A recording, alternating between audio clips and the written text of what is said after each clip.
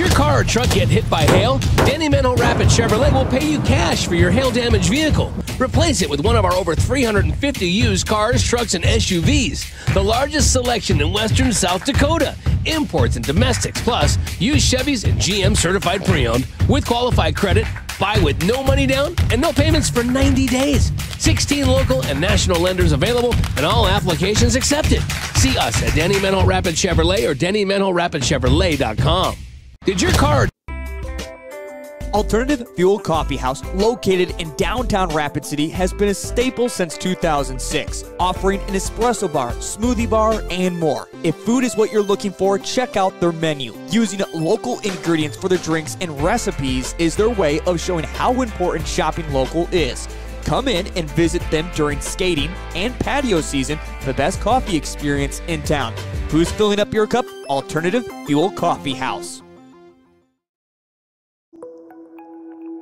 How do we solve our patients' hard-to-solve medical problems?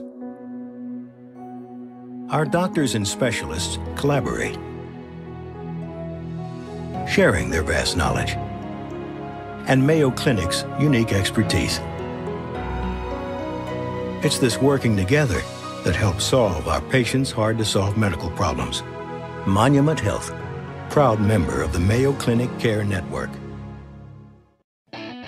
Looking to spruce things up for dinner tonight? Order online or buy the Inferno's Food by Fire app for your best meal in Rapid City.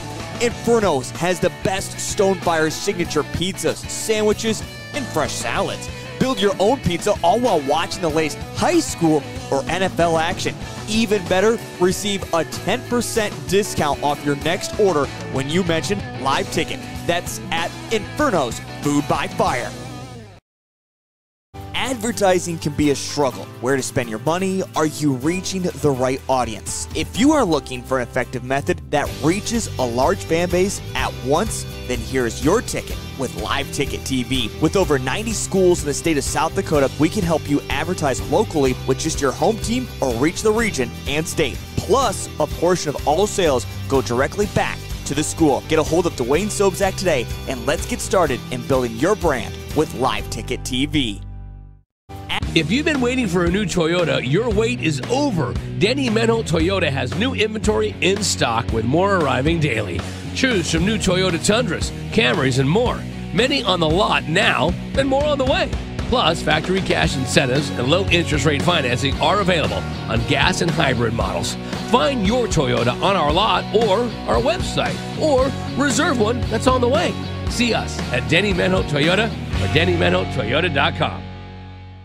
If you've been waiting for... Whether you're pregnant or planning ahead, you and your baby deserve a healthy start. We offer a wide range of services such as advocacy, health screenings and education, care coordination and car seat safety, participant empowerment, referral services, and fatherhood support. To learn more about Great Plains Healthy Start, visit greatplainstravelhealth.org or call one of our 5 service areas today. Brought to you by Great Plains Healthy Start, so that the people may live. Best Western Ramkota Hotel in Aberdeen is the place to stay for business or the weekend family getaway. You'll feel right at home with ample parking, spacious guest rooms, and complimentary breakfast. And with a convenient location, you'll have easy access to local attractions and events in the area. While staying at the Best Western Ramkota, guests can enjoy an indoor water play land, an on-site Minerva's restaurant, exercise facility, wedding services, and a business center. For friendly service and a great stay, make your reservation today. When you ask for Black Hills Surgical Hospital, you ask for someone who believes in hospitality. You ask for someone who treats everyone like a VIP and believes the absolute best shouldn't cost more and makes you feel comfortable, even when you are vulnerable. You ask for someone who cares about the little things as much as the big things.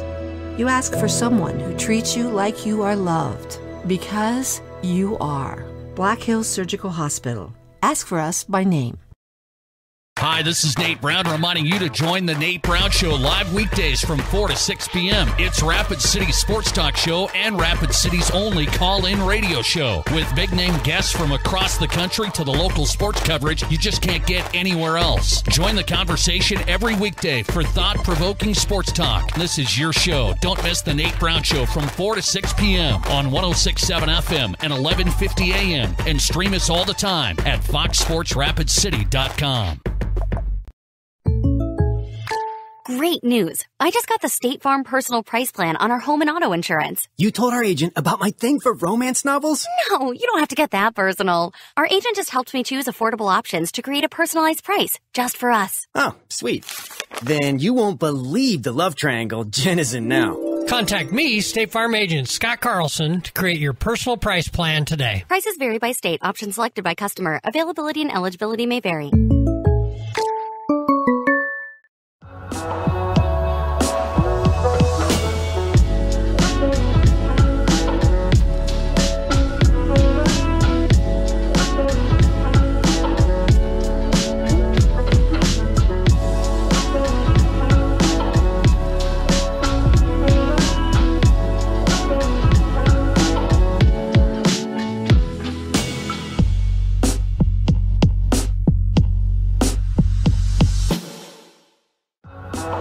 At Dakota Discount RV, our mission is to make your RV experience fun and easy by providing quality recreational vehicles, competitive pricing, and professional sales and service. We're proud to offer the finest names in RVs. Our big inventory of fifth wheels, travel trailers, and toy haulers allow us to save customers thousands of dollars compared to most dealers. Come see us at either of our two locations, 3330 East Mall Drive, Rapid City, or 11200 JB Road, exit 48, Somerset. At Dakota Discount... My kid wrecked his car, his third car.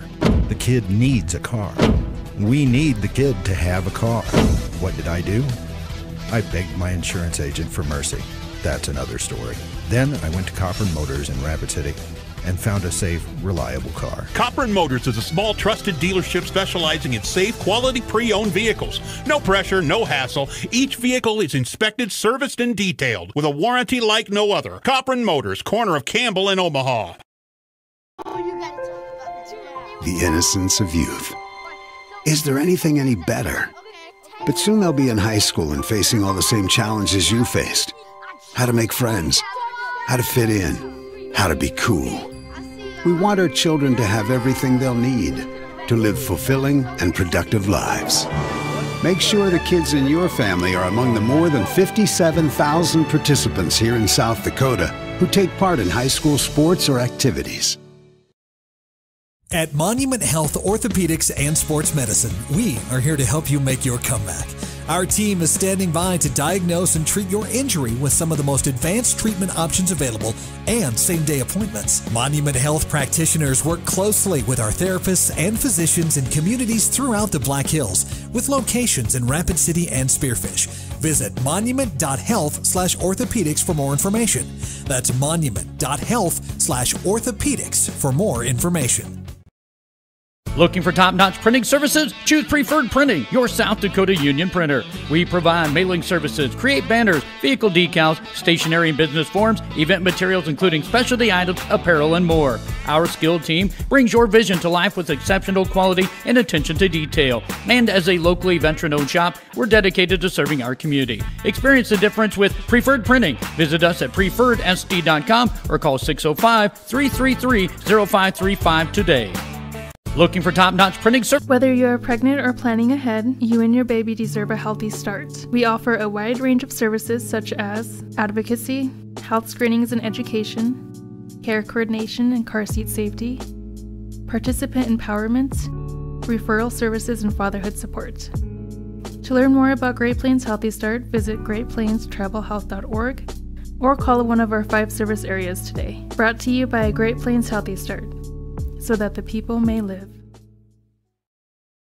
Crossroads Hotel and Huron Event Center is an excellent choice for travelers visiting Huron, offering a family-friendly environment alongside many helpful amenities designed to enhance your stay. Crossroads Hotel is a family-friendly hotel offering air conditioning, refrigerator, desk, and a free Wi-Fi for all guests. The hotel features a 24-hour front desk, room service, and a newspaper. Plus, guests can enjoy a pool and a lounge, which have made theirs a popular choice among travelers visiting Huron. Enjoy your stay in Huron by staying at Crossroads Hotel.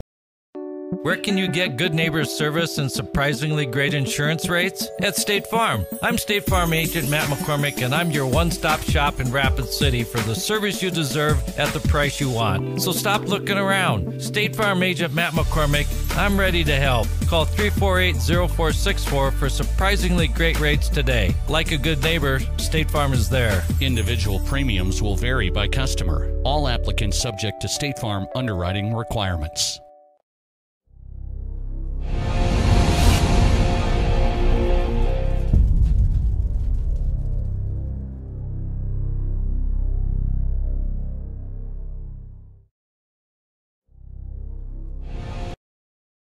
Your first car. It might not have been perfect, but that didn't matter. You loved it because you worked hard for it. You took care of it, and it took care of you, your friends, and maybe that someone special. And through it all, we were there working with you, for you, to make sure it was a smooth ride. Farmers Union Insurance. More choices, great rates, local agents. Contact your local Farmers Union Insurance agent today. Owned and operated by veterans, Black Mountain Painting provides interior, exterior, residential, and commercial painting services. With over 12 years of experience and a team of trusted paint experts, they bring the highest standard of work to the Black Hills area. They provide interior and exterior painting and custom staining needs. So if you have painting or staining needs inside or out, give Black Mountain Painting a call for your free quote today. 605-661-8612. Have you been in a fender bender recently? Maybe have some hail damage on your vehicle? New Miller Truck and Auto Body specializes in body repairs for cars, pickups, and semis. Located at 3030 East Highway 44 in Rapid City, New Miller Truck and Auto Body is open Monday through Friday from 8 to 5. Let their experts undo the damage you did.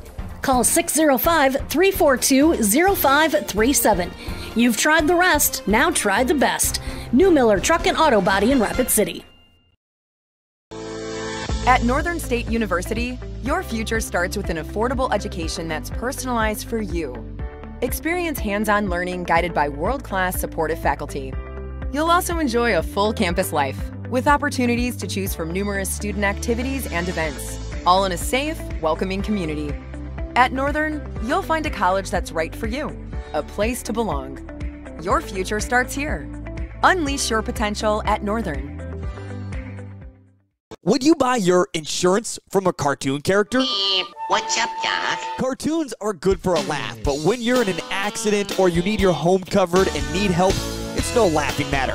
That's why you need a real person, like Lance at Van Z Insurance Associates. It's not just simple insurance either. Lance has you covered with home, life, auto, and business. Van Z Insurance is your place to call. Stop by today or give Lance a call at 605-393-2399. Sear Black Hill Steakhouse is a proud supporter of local youth sports. They invite you to experience the difference at the area's newest locally owned steakhouse. From their local and regional sourced ingredients to their perfectly seared steaks, you're sure to enjoy. They look forward to seeing you. Sear Black Hill Steakhouse is a proud supporter of all local youth sports. Sear Black Hill Steakhouse, experience the difference. At Danny Manhole Rushmore Honda, we have a lot full of used cars, trucks, and SUVs, imports, and domestics. Many are local, one-owner trade-ins. Buy with zero down and make no payments for 90 days. Plus, shop the area's best selection of pre-owned Hondas, Honda Certified Pre-Owned. Buy with no money down and get financing as low as 2.99% APR or as low as 3.99% for up to 60 months. See us at Danny Manhole Rushmore Honda or RushmoreHonda.com. At Danny. When you ask for Black Hills Surgical Hospital,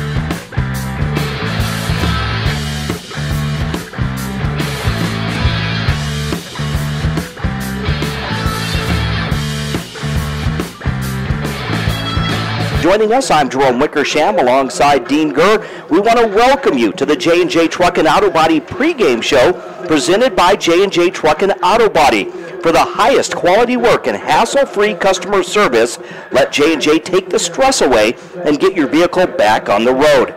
That's J&J Truck and Auto Body on East Philadelphia Street in Rapid City. So it's hard to believe we started the regular season 9 weeks ago, and tonight we wrap up the regular season with that Rapid City rivalry. The Class 11B and 9-man class is already underway with their postseason. We'll keep you up to date on those games as well. For this game at hand, the Cobblers come in with a record of 0-8, while the Raiders sit at 1 win and 7 losses. Right now, Central is currently in the 8th seed, and the Raiders are the 9th spot. So not only does this Rapid City rivalry game mean bragging rights for the next year, but also it means the winner of tonight's game will get into the postseason. So, Dean, essentially a play-in game tonight for the Cobblers and the Raiders. Absolutely. You hit the nail right on the head. Play-in game tonight. The winner keeps going. The loser is done for the season, as you alluded to already. And of course, it's always the big game. I know when I talked to Coach Colpitz, he said the intensity level of this game tonight is going to be more than any other. I mean, everybody wants to win. Mm-hmm. Whatever team you're playing, you got a Sioux Falls school out here, you want to beat them, so you ramp up. But you know what? Playing your crosstown, playing the fellas that you've been going against for years and years and years, whether it's a middle school or sub-varsity game or whatever it is, now you got these guys coming up at the varsity ultimate setting, and so there's just an extra fire about it. Absolutely. And Rapid City Stevens has won the last 2 years against the Cobblers, including last year the Raiders won 44-6. 2 years ago the Raiders won 49-0. And in the last 10 years, the Stevens Raiders hold a slight edge, winning 6 of the last 10 games. Overall, the Raiders lead the all-time series 32-28. But we've seen games, Dean, through the 10 years we've been together broadcasting. It doesn't really matter the records. These two teams typically have a good contest. Oh, yeah, they definitely are. Like we said, you want to beat your brothers. The things you talk about, family, and it's not that they're family necessarily, and it's a crosstown rival. So if you want to do anything you can to knock them off, and it's going to be a brotherly knockoff, but either way, you don't want them to win. So the emotions are going to be a little bit high tonight. The intensity.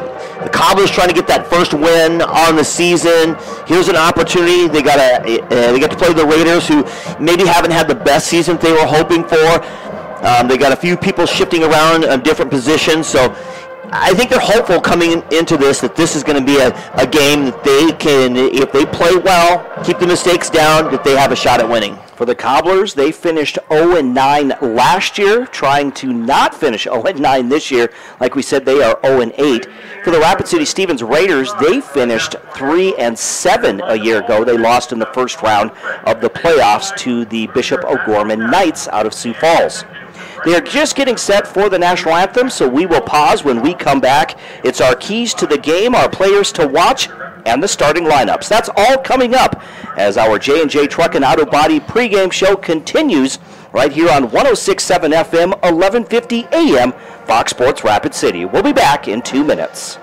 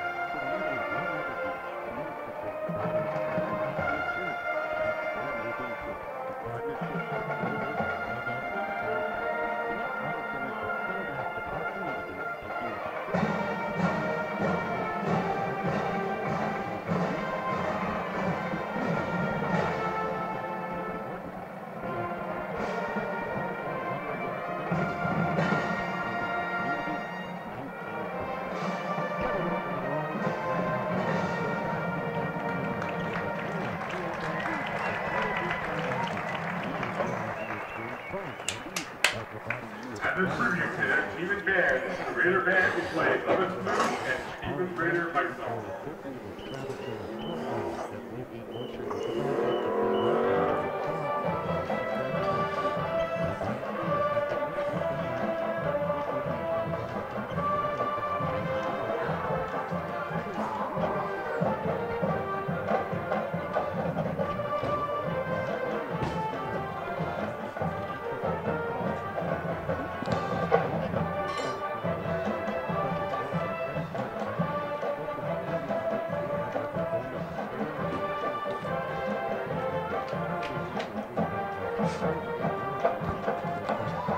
Dean will go right into keys to the game and players to watch.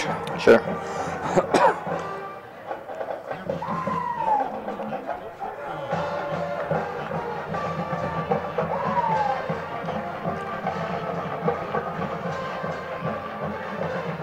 And welcome back to Dunham Field at O'Hara Stadium in Rapid City as we wrap up the high school football regular season tonight with the Rapid City rivalry. Rapid City Central hosting Rapid City Stevens right here on Fox Sports Rapid City. With Dean Gurr, I'm Jerome Wickersham. Thanks for joining us for the J&J Truck and Auto Body pregame show.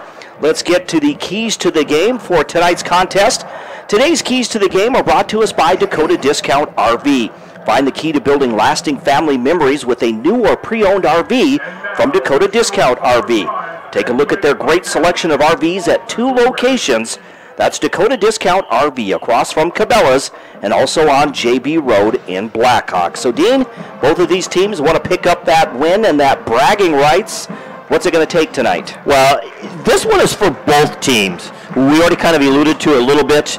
Maintaining composure. There's going to be things happening on the field. They got to keep their composure. Whatever your opponent does on the other side, you want to beat them severely, and they may do things to try to egg you on or whatever. You got to be able to keep your composure. And that leads right into the mistakes. Keeping the turnovers down to nothing and those crazy penalties that just hurt you.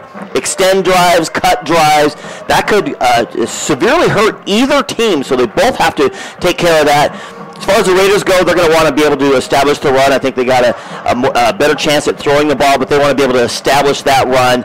And for the Cobblers, they definitely want to be able to run the ball, effectively, move it up the field. And so there's going to be a lot of trench work tonight for both squads. And speaking of our keys to the game, let's look at our players to watch. That's being powered by High Plains Physical Therapy and Aquatic Therapy Center. Remember, you have a choice on who to see for physical therapy in Rapid City. With a state-of-the-art facility and one-on-one treatment, High Plains PT is ready to help you get moving. Learn more at highplainspt.com. For each of these ball clubs, who do we focus on, Dean? Well, there's going to be a lot of balls, stuff going out all over the place, but I'm going to focus on 2 defensive guys.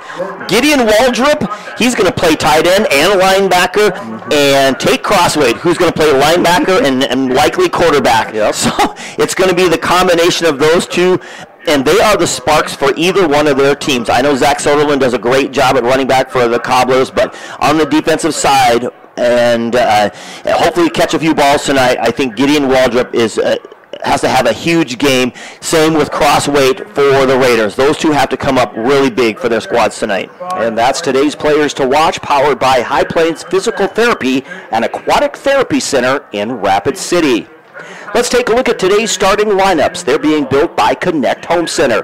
Whether it's residential or commercial, Connect Home Center is your one-stop shop for all of your building and hardware needs.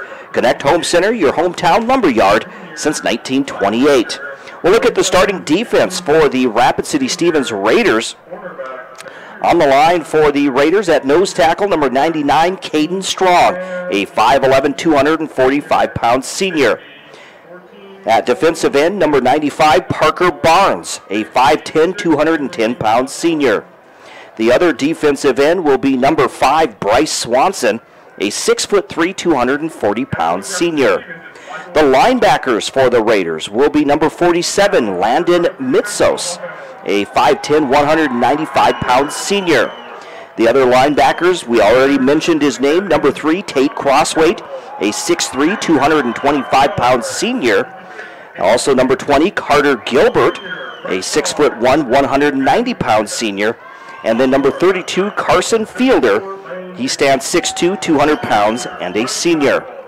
In the secondary, for safeties, we have number 6, Henry Telecan, a 6'2", 170-pound sophomore. Also at safety, number 8, Mandinko Holly, a 6'4", 190-pound senior. The cornerbacks tonight, number 18, Sam Kingsbury, a 5'10", 175-pound senior. And number 26, Otto Redbear. He stands 5'11", 175 pounds, and a senior. Head coach Michael Scott for the Rapid City Stevens Raiders. That's the starting defense. We'll look at the starting offense for the Rapid City Central Cobblers. At quarterback will be number 8, Ryan Wetch. Ryan is a 6'4", 195-pound senior. Running back will be number 5, Zach Soderlin, a 5'9", 180-pound senior. Wide receivers, number 2, Jet Jandren, 6'1", 170, and a senior. Number 4, Caden Matthew. He stands 6'3", 170, and a junior. Number 10, Braden Jackson, a 6'2", 175-pound sophomore. The tight end, also our player to watch, number 15, Gideon Waldrop, a 6'1", 220-pound senior. On the line for the Cobblers will be number 50, Ben Papke, a 6'5", 275-pound junior. The right tackle is number 55, Christian Redleaf, 6'1", 225 pounds, and a junior. The left guard, number 56, Peyton Pigsley, 6'3", 230 pounds, and a junior. The left tackle, number 74, Lane Bixby, a 6'1", 235-pound sophomore. And at center is number 77, Charlie McDonald, 6'2", 280 pounds, and a junior. Head coach for the Rapid City Central Cobblers in his first year is Brandon Colpitz. And that's today's starting lineups being built by Connect Home Center.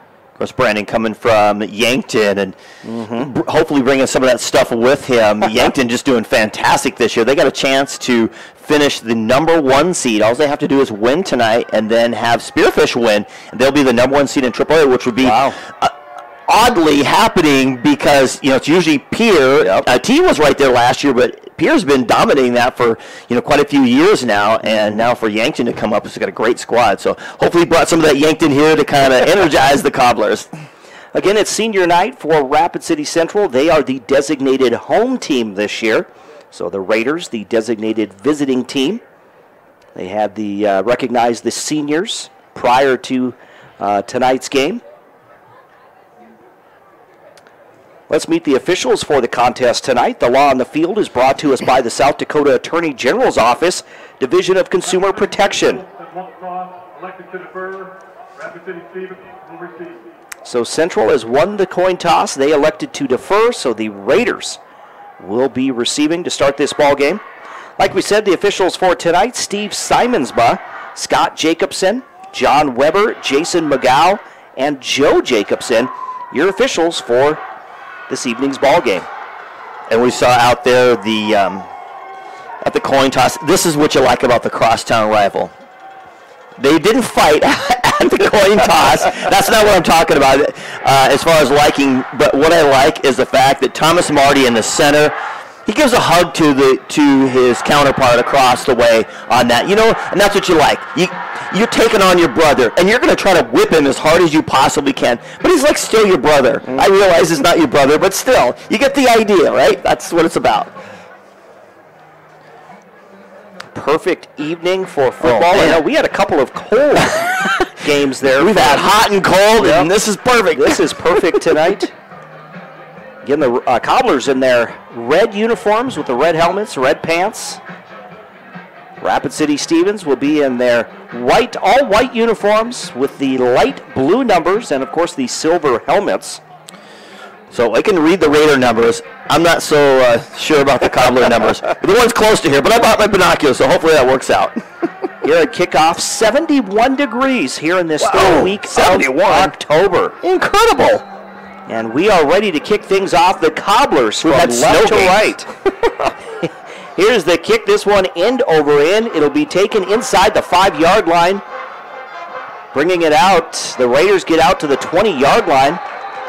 Was that Cale Meisman? No, that was not. It was 21, which is Marquise Walker for the Raiders. Look like. Unless it was 27. I think 23, actually. 23. See ya. Okay, so maybe I can't read the Raider numbers that well. So I believe 23 on the return that time. Can't even function my binoculars that well, so we'll see what we can do here. They will be 1st and 10 on their own 20-yard line, going from right to left. Did they get an extra guy in the huddle there? Okay, that's a good way to start. Again, Tate Crossweight will go with an empty backfield. Trips right, 2 receivers to the left, man in motion on the jet sweep. The ball is loose, it is loose, and it's on the ground. Recovered by the Cobblers. A bad exchange on the jet sweep, and the Cobblers recover the fumble. Yeah, that was Carter Johnson again, just the easy jet sweep. And, you know, we didn't see Johnson run the ball very much at all the game. He only got, I swear, it was only a couple of carries last week at all. Not even much in the game in general. Goes and drops the ball. The ball bounces around. I know that the Cobblers had a big turnover early on in the contest against O'Gorman last week, intercepting one of their passes and nearly ran it back for a touchdown. So a couple early turnovers for the Cobblers, giving them a little bit of life here.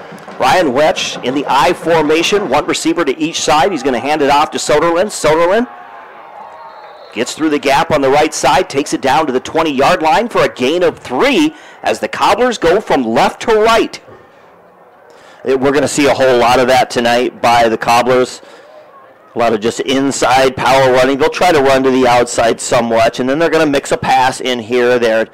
You know, Ryan Wetch has been the on and off starting quarterback for the last 3 years. He's now a senior. You know, they win this game, he gets at least another one as a senior.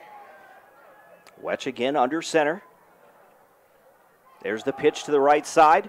Raider defense right there, and they are going to tackle Soderlin for a loss. Right into the backfield, with the blitz coming in, none other than Tate Crossweight. Of course, he was a man last week, doing it on defense and as quarterback last week.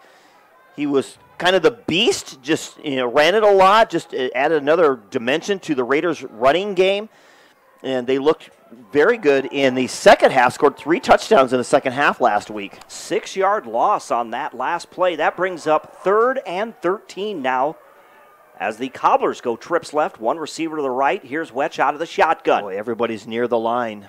He'll take the snap, drop back. He's going to air it for the end zone. The ball is up, and it is incomplete. Intended for number 2, Jet Janvrin. He's looking back at the official, Jason McGow, but again, no penalty markers. Yeah, there was a lot of hand fighting there. I think, Janvrin's he's so quick. We see him on the basketball court. He can just get up there quickly, and it was one-on-one. The coverage was there, but again, it looked like the hand fighting kind of slowed his speed down and really just disrupted the timing of that play. Here comes the field goal attempt by Rapid City Central. This is going to be a solid one. A 44-yard field goal attempt. There's the snap, the hold, the kick is no good. It's wide left. It had the distance, it looked like, from kind of what we could tell from this angle, but again, a golden opportunity, mistake right away for the Raiders. The Cobblers unable to capitalize on it. Looks like that's Connor Warren was the kicker for the Cobblers. Misses that 44-yard field goal. So just like that, it'll be Raider football once again. Again, this game coming your way on Fox Sports Rapid City also. Thanks for listening and tuning in on the stream on GoCobblersLive.com. Here's Crossweight again, has a receiver. He makes the catch. He's going to be tackled just shy of the 30-yard line. That's the Luke Hanslick there. Just a little curl route. They went empty backfield that time. Spread the Cobblers out. I can really see the setup for that to see how Central adjusts to it. And I can see Crossweight taking off on a couple of these here. That was a gain of 7. Nice, short, little simple throws for Crossweight again. His accuracy isn't quite maybe what you want as a starting quarterback. He got the job done last week, but Empty backfield. There's a hitch route to the left side. It's going to be an interception. He had two receivers on the far sideline. I think Cale Meisman was the intended receiver, but it's going to be intercepted by the Cobblers. Yeah, and I don't know if there was just a mix-up of communication there or what. And that was number 3. That's Caleb Crawford for the Cobblers. So the Cobblers come up big, 2 turnovers early on. We're only a few minutes into the first quarter, and the Cobblers in their second opportunity. So here come the Cobblers now trying to do something. They missed a 44-yard field goal early. They'll have the ball, good field position again. 1st and 10 on their own 30. Dropping back is Wetch. He's going to air it out to the right sideline. Has Jandren, and he makes the catch for the touchdown. That was a great adjustment that time. It was the same coverage. Did a great job, but this time, Wetch threw it on the inside, and Jandren is able to adjust in and just kind of step in front of the defender, which looked like it was Otis Redbear. So you got a linebacker on top of that, guarding a speedy Jandren wide out, and a nice throw by Wetch, put it right in the breadbasket. One play, 30 yards. The Cobblers score. They lead 6-0, awaiting the extra point. Here's the extra point attempt. It is through the uprights. Boy, you know, Brandon Kolpitz talked about the mistakes, and we said it's going to be that way for both teams, and the Cobblers finally capitalize. So on the State Farm scoreboard, insured by agent Scott Carlson and Matt McCormick, with 9:26 remaining in the first quarter, it's the Cobblers 7, the Raiders nothing. We'll return in 30 seconds right here on 106.7 FM, 1150 AM, Fox Sports Rapid City.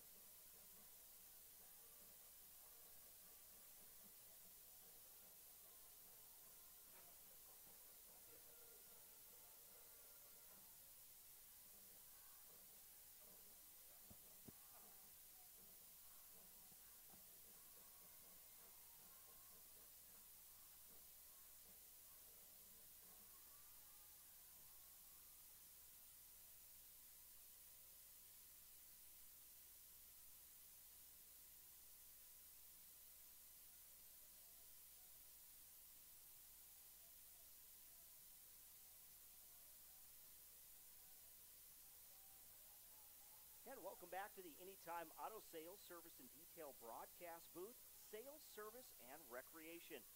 Here's the kickoff, end over end. It's Sales inside the 10-yard line. Here come the Raiders on the return. That is number 23 for the Raiders on the return. Carter Johnson, he's the guy that lost the handoff. Well, the exchange between Crosswade and Johnson. And Dean, what do you think of this start for the Cobblers? They forced 2 turnovers. And then they get the score. They lead 7-0. Yeah, again, we talked about the mistakes, quick, early. No matter what kind of defense you have, if you constantly give teams opportunities, they're going to capitalize eventually. Crosswade hands the ball off. Now, this is kind of more what I thought they would be doing. You know, they came out, it's throw. Obviously, they dropped the first jet sweep, so they went to the air, threw it a couple of times, got it picked off, and this, again, I think Coach Scott wants to really establish that running because he's got some big guys up front. They can move the pile, and I think they have an advantage, or feel rather, they have an advantage over the Cobblers' defensive line, so they're going to keep hammering it. That was Destin Glenn with a gain of 1, 2nd and 9 for the Raiders now. Empty backfield. Here's Crosswade on the Wildcat, or on the quarterback keeper. He dives forward. They're going to mark him at the 34-yard line for a gain of 3 yards. We knew the setup was coming. They threw out of this formation the last couple of times, and now they just spread them all out, make those linebackers get out of your box, give yourself a lot of room, just follow a blocker. 3rd and 6 coming up here in this first quarter. 8:15 remaining, 7-0. The Cobblers lead the Raiders in the Rapid City rivalry. The Raiders have won the last 2 matchups, and 6 out of the last 10 games have belonged to the Raiders. They'll go trips left, 2 receivers to the right as they go from right to left. Out of the shotgun once again, dropping back, Crosswade has a receiver. He makes the catch at the 40, close to the 45-yard line. I think that was number 28. It was. The big Mackay man, we saw him last week. We did. Get some good running going on, so he lines up in a receiver spot. I said, you know what? I don't care how big he is. I think he can catch a ball, too. I'll tell you what, a little concerning. Gideon Waldrop got up and limped his way to the huddle. Sometimes you can play through it, but he has a very noticeable limp on his left leg. 11-yard gain on that pass play for the Raiders as they move the chains. It'll be 1st and 10 from the Raider 45-yard line. So he can't cover anybody when you can't move from side to side. Again, empty backfield. There's the snap out of the shotgun. Under pressure, and Crossway is sacked back at the 30-yard line. Wow, nice job knifing all the way back in. That looks like it's number 7 for the Cobblers, which is Colton Carlson. He's one of their linebackers, and you can do a lot with him. They love what he does. Waldrop, Carlson, and Soderlund, they're 3 linebackers in that 4-3 defense, and he got in on the blitz, and Crossway could not get out of it. So now the Raiders are deep in a hole here in the 2nd down. In fact, they spot the football at the 32, so a 13-yard loss that time for Rapid City Stevens. They're now looking at 2nd and 23 coming up. Man in motion, that is going to be Meisman. There's the snap to Crossway. There's the pass, the screen pass to Meisman. Makes the catch, still on his feet. Now he's tripped up, falls forward across the 35 to about the 38-yard line. You know, and there might be more players. This is just the one that I know of specifically. Meisman played for the Cobblers 2 years ago. Came over to the Raiders last year. So, you know, it's always, you feel like you want to go against your former teammates and kind of show them, hey, man, I'm over here, but it's just the whole rivalry thing that just builds that up when you transfer schools. Mm-hmm. We saw that in other sports as well in the basketball season. And so we're looking at 3rd and 18 now out of the shotgun. They're going to blow this one dead. It's going to be a timeout. Timeout. Rapid City Stevens. So Rapid City Stevens will take their first charge timeout. You know, and there's going to be a lot of pressure on whoever's going to be guarding because everyone knows that at some point in time, they're going to throw the ball to Meisman. So how the Raiders decide to cover that, and Coach Colpitz, he's the defensive coordinator. He calls the defensive signals. I don't know if he's necessarily the coordinator, but he calls the defense. So he's probably specializes in setting that up. They went zone this last play here. Is it worthy to come up with the man coverage? That's what the whole mixture will see, and then see if you can kind of mix Crossway up and try to force another interception. Again on the State Farm scoreboard with 5:41 remaining, 7-0. Rapid City Central leading Rapid City Stevens. Another quick score to get to. Rapid City Christian wins their first playoff game in Class 11B as they defeat Woonsocket, Wessington Springs, Sanborn Central. 36-7 is the final, so the Comets moving on to the next round. How about that? And they traveled twice. They went to the sloppy it was last week in this horrible, windy, rainy game last week and got a 7-0 win, and this week just put the hammer down. Tri-Valley, with 1 minute left in the third, leads St. Thomas More 17-7. They're going to air it down the middle of the field for Meisman. It's going to be broken up. There were 2 Cobblers there. That ball hung up so long that they had an opportunity to pick that up. I think one defender knocked it away from the other defender, but that would have been the 3rd turnover in the first quarter alone for the Raiders. Actually, that was Luke Hanslick was the deep receiver. One other score, too. Hot Springs 14, Bridgewater Emory Ethan 7 in the second quarter.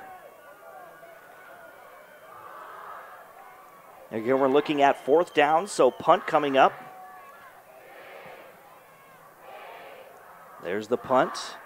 It's going to be taken by the Cobblers inside the 25-yard line. And is that Meisman? Yeah, good job that time by the special teams of the Raiders. Yeah, Meisman, the gunner over there on that right-hand side. You just take off and sprint as fast as you can. You put enough air out of it, and he did a good job of running underneath it, getting the setup, and putting the Cobblers way back deep.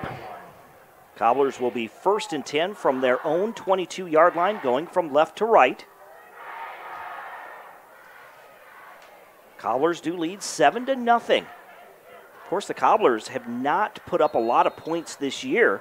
Their best offensive output was against Sioux Falls, Washington. Right, and remember in that game, it was, I think it was 14-0 for a while on that. There were 3 pick sixes in that game. And I think we're going to get a timeout as the Cobblers let that clock wind down, a little that play clock. It was that. I think there was a mix-up of personnel because somebody came running in at the last second. So the Cobblers called their first charge timeout. And get together with Connor Burchell, the offensive coordinator, who I just got to say he's got to just be the greatest quarterback's coach. He plays flag football, and the guy can just throw, on the run. And he's accurate. He just flips it, and it just flies down there and hits where it needs to be. He has a great arm and does a great job of coaching these Cobblers as well. Also in 9-man football, right now, Wall leading Kimball Whitelake 7-0 is the score there. Got the Philip Scotty game there. It's got to be in there somewhere. Philip leading Timberlake 6-0. So now 1st and 10 out of the 22. Here's the I formation. Wedge under center. That was Waldrop. He moved from the slot into the fullback position. They just did a fullback dive, and he pretty much got nowhere. He didn't hit the hole real hard, but it was just not going to be there. I don't know if there was much of a hole there anyway for him. So a loss of 1 on that play. We're looking at 2nd and 11 coming up now from the 21-yard line of the Cobblers. Check that. I don't think that was Waldrop. It looked like him, kind of what his pads. I actually think it was it Landon Brubaker? Trips right, 1 receiver left. Here's Wetch out of the shotgun, rolls out to the near side, has a receiver. He makes the catch. That's Jandren, and he's going to take it across the 30, real close to a first down. Yeah, right at the sticks. They're going to take a look at it here, but good job. Moving around, keeping his feet under him was Wetch, and finding Jandren, which has obviously been his favorite target so far. That's 3 targets at him. And 1 he hauled in for a 30-yard score.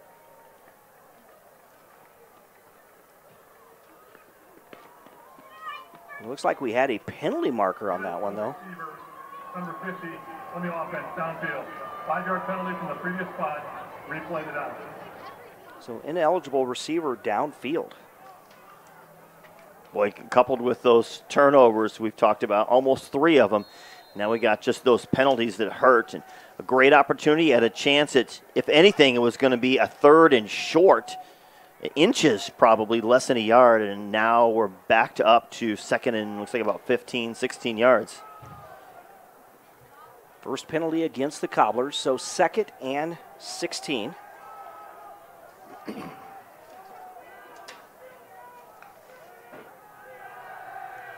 Here's Wetch rolling out to this near side, looking downfield. He decides to keep it, gets to the 25-yard line, so gets some positive yardage to bring up a manageable 3rd and short. We got a flag down. It looked like he tried to do his Tate Crossway impersonation and try to stick his shoulder down, but I think the defense had other thoughts in mind.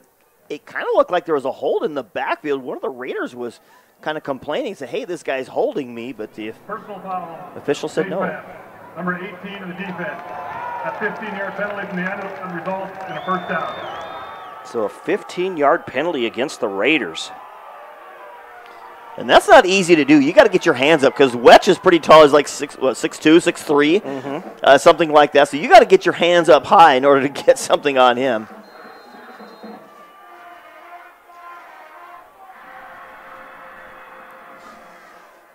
So that's the first down of this game for the Cobblers, and it was given to them by a penalty. They'll be 1st and 10 now on their own 41-yard line.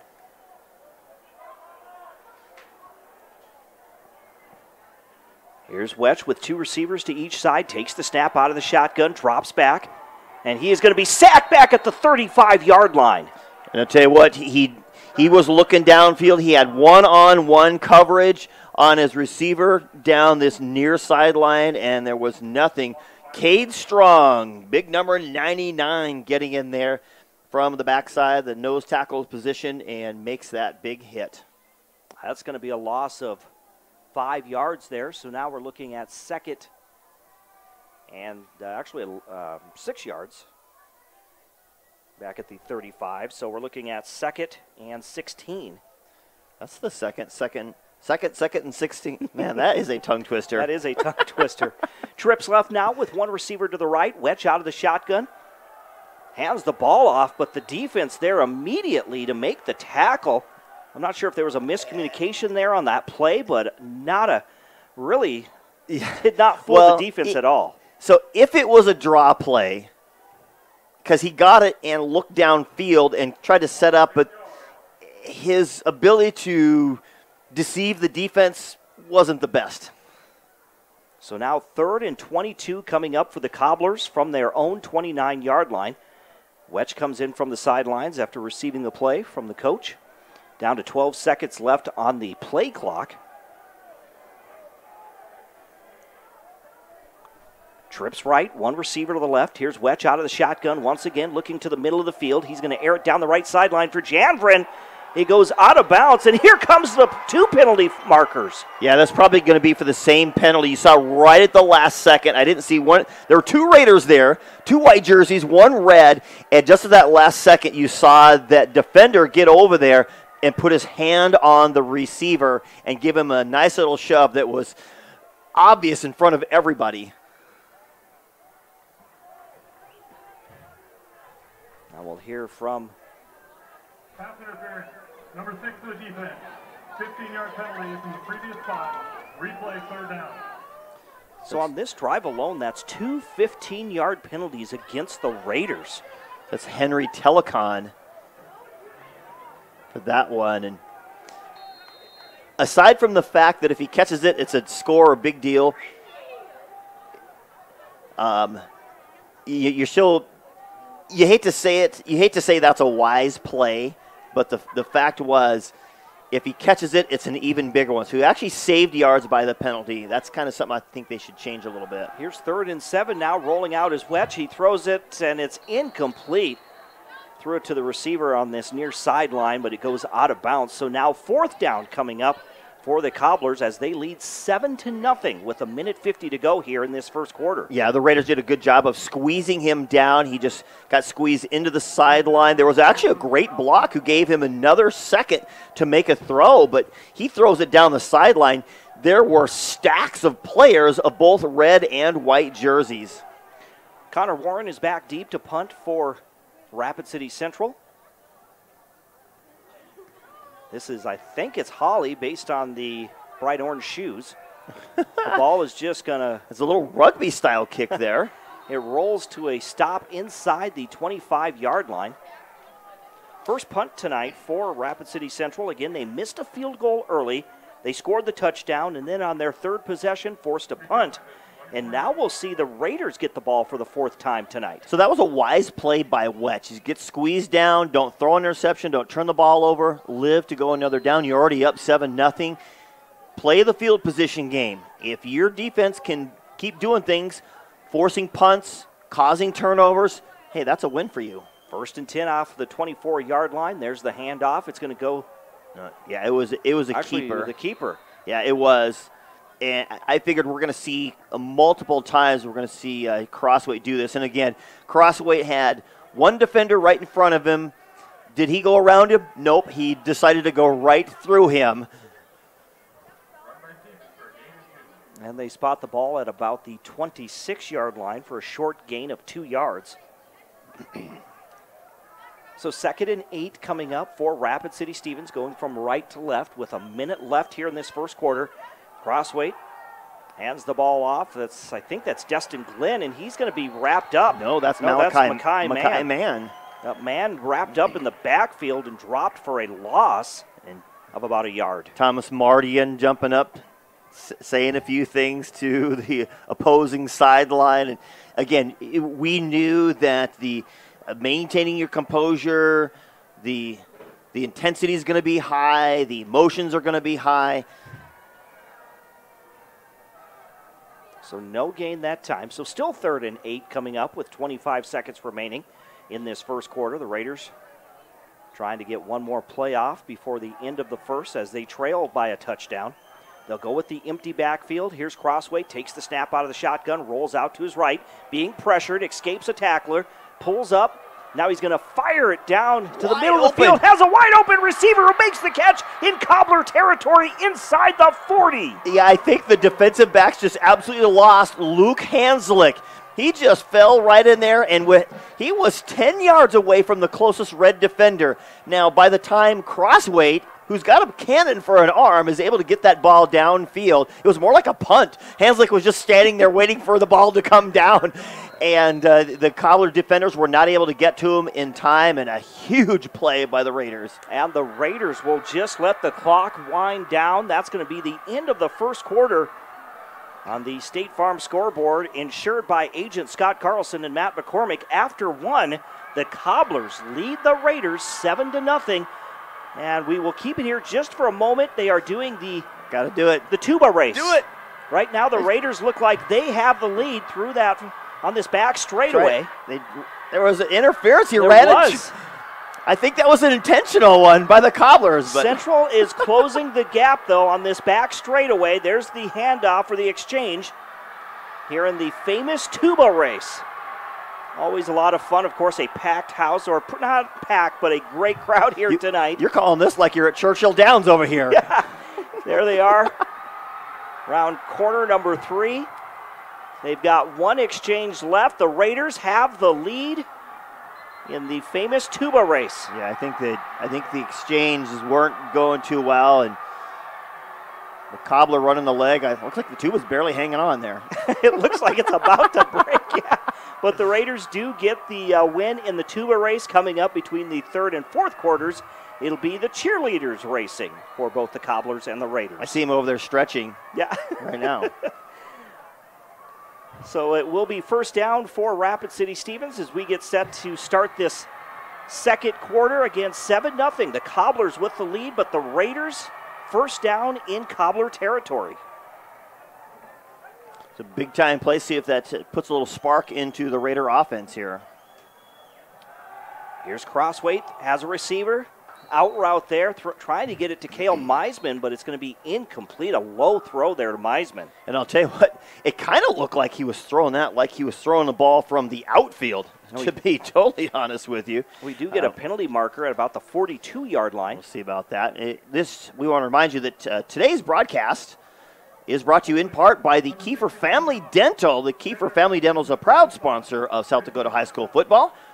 They remind you to be strong and courageous. Do not be afraid. Do not be discouraged, for the Lord your God is with you wherever you go. That is taken out of Joshua 1:9. Be awesome and smile. To get started, visit KieferFamilyDental.com. So we had a holding penalty against the Raiders. That's their third in this first half. That'll march them back to their to the Cobbler 49-yard line. They're looking at 2nd and 20. There's the handoff. That's going to go to Destin Glenn. Glenn gets through the gap on the left side, gets across the 45-yard line, but another penalty marker thrown by the referee. And that's coming late. It's going to be a hold. It looked like right in front of Crossweight there was a Raider and a Cobbler doing a little jousting.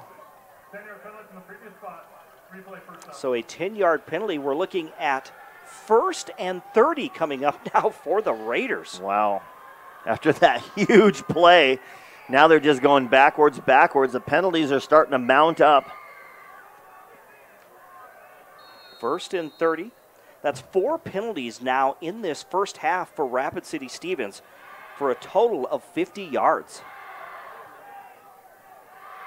Here's Tate Crossweight again out of the shotgun. 2 receivers to each side, takes the snap, rolls out to his left. Crossweight tries to keep it himself. He just dives forward, tried to stiff arm a defender, gets across the 40 to about the 43-yard line, so actually a gain of only 1 to the 42. Well, he had to fight to get back there. He fought through 3 red jerseys just to get there, and he did. But again, bigging up, coming up with still a need for a big play here. 2nd and 29 coming up now for Rapid City Stevens, again going from left to right. And we have an injured Cobbler out there right about midfield. I would say cramps. He takes his helmet off and, stretch my leg out. So we have an injury timeout. We're going to step aside as well with 10:54 remaining in the second quarter on the State Farm scoreboard, insured by agent Scott Carlson and Matt McCormick. Rapid City Central leads Rapid City Stevens 7-0 in the Rapid City rivalry. You're listening to high school football on 106.7 FM, 1150 AM, Fox Sports Rapid City. We'll return in 30 seconds.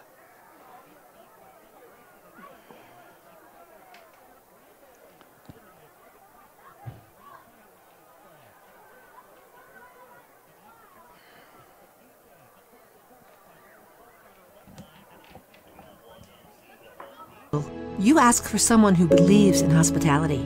You ask for someone who treats everyone like a VIP and believes the absolute best shouldn't cost more and makes you feel comfortable, even when you are vulnerable. You ask for someone who cares about the little things as much as the big things. You ask for someone who treats you like you are loved, because you are. Black Hills Surgical Hospital. Ask for us by name. In detail broadcast booth, sales, service, and recreation with Dean Gurr. I'm Jerome Wickersham. It's the final game of the regular season, and we close with the Rapid City rivalry. Raiders have the football. There's the draw play, hands it off to Glenn. Glenn through the gap on the left sideline. A very short gain to just about the 43-yard line. Yeah, he tried to get there, but there were some hands on him quickly. Whatever hole he had to run through closed up. Looks like no gain, so we're going to stay at 3rd and 29 from the Raider 42-yard line. And just a moment ago, they looked like they were in business, but right. 2 big holding penalties, and they were headed in the wrong direction. And a couple big plays by the Cobblers now. And Again, out of the shotgun, 3rd and long. Crossway decides to keep it. He's going to be wrapped up at the 41-yard line and sacked. The Cobbler defense gets to him. And I'll tell you what, that is really just, it's a technique, it's a teaching, it is a film study, sack right there. He might have got a little bit of a gain, but either way. So when you're rushing, you got to get your head up, your hands on the guy in front of you. It looks like they're blocking, but what you're doing is you're taking away the running lane. So if he tries to scoot through one of you, you're able to get off of your block and bottle him in.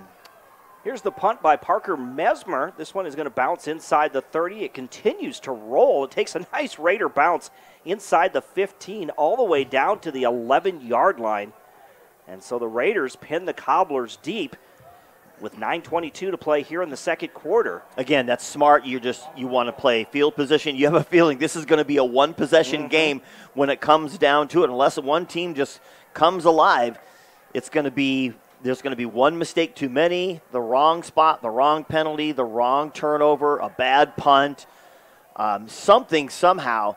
You got that feeling it's going to come down to it. So right now it's just play field position. We're down by a score. The Raiders say that. Cobblers were up by a score, so we're not going to take any chances at the moment. Cobblers will get the football for the 4th time in this first half. They had a missed field goal, a touchdown, and a punt. There's a screen pass to the left side. It goes through the hands of, I think that was Caden Matthew on this near sideline, number 4. Yeah, it either went through his hands or above his hands. It was a high throw. Yeah, he went to try to make that, and you're right, that is Caden Matthew over there. So that'll bring up second. 2nd and 10 now.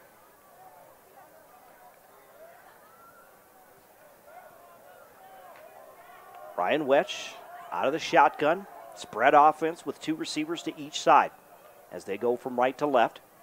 In this game coming your way also on GoCobblersLive.com. Out of the pocket and throwing to the right sideline, trying to get it to Janvrin, but under pressure he gets rid of the football, but it's underthrown to Janvrin, so it's incomplete. Yeah, there was a lot of heat right away. The Raiders, we thought the Raiders defensively, at least coming into the season, would have a little bit of an advantage. A lot of players returning, and I don't think they've quite lived up to their hopeful anyway. But right now, aside from that one big play, they've done a pretty good job of holding the Cobblers down. 9:12 remaining here in this second quarter. 7-0 Cobblers with the lead. Again, out of the shotgun, Wetch takes the snap. There's the handoff. I don't think that was Soderlin. We haven't seen a lot of Zach Soderlin tonight. No, not at all. More Ryan Wetch than anything, but There's not a lot happening over there. And the running back gets up slow. Is that 32? Couldn't. I should probably use my binoculars. I think that is Waylon Benbow. We saw him a little bit earlier this year. We did. We see him. He could go both ways as well. I believe he's a D tackle for him. No gain, so now we're looking at 4th and 10, so it's going to be punting situation in the end zone. There's the punt, end over end. And the ball was touched by the Raiders, but they're able to recover inside the 40-yard line. That was Nehemiah Moore for the Raiders. It was a difficult one. He waved the fair catch one, but then tried to catch it anyway, and he had to kind of do it on the run. Lost it. Thankfully, there were no Cobblers near enough to make a recovery on that. So, again, you play the field position game, and here the Raiders are sitting pretty in Cobbler territory. 1st and 10 from the Cobbler 40. Going from left to right. 8:23 to go here in this second quarter. 7-0 the Cobblers with the lead on the State Farm scoreboard. Here's Tate Crossweight out of the shotgun, trips right, fakes the handoff. There's the quarterback keeper by Crossweight, takes it across the 40, down to the 35-yard line. And in fact, he'll get down to about the 34. I think they're going to spot the football.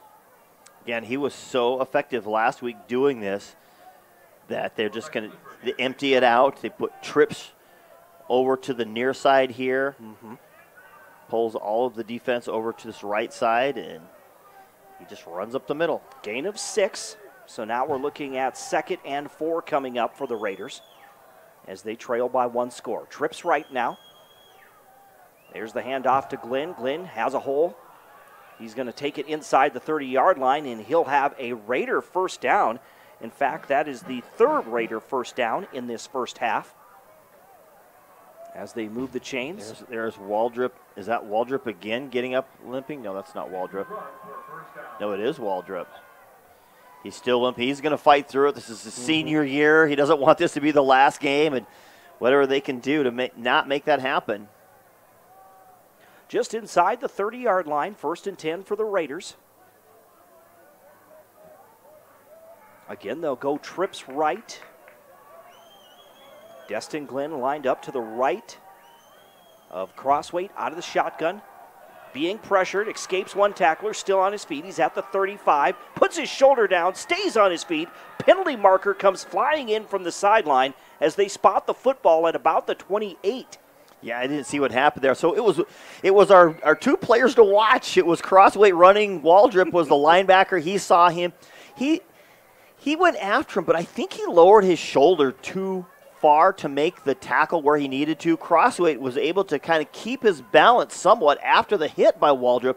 I thought this was going to be a major collision right here. And then the flag comes like shortly after that. So I don't know if there's a hold right in front of him. I was ready for that big collision.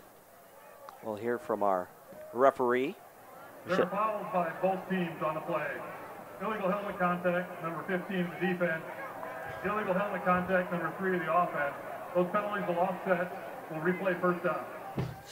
So exactly what we talked about. The 2, Waldrop kind of lowered his head. I think Crossweight saw it too and lowered his head. And I don't know if I've ever seen offsetting illegal helmet contact penalties, but they get together, they talk about it, and we're going to play on.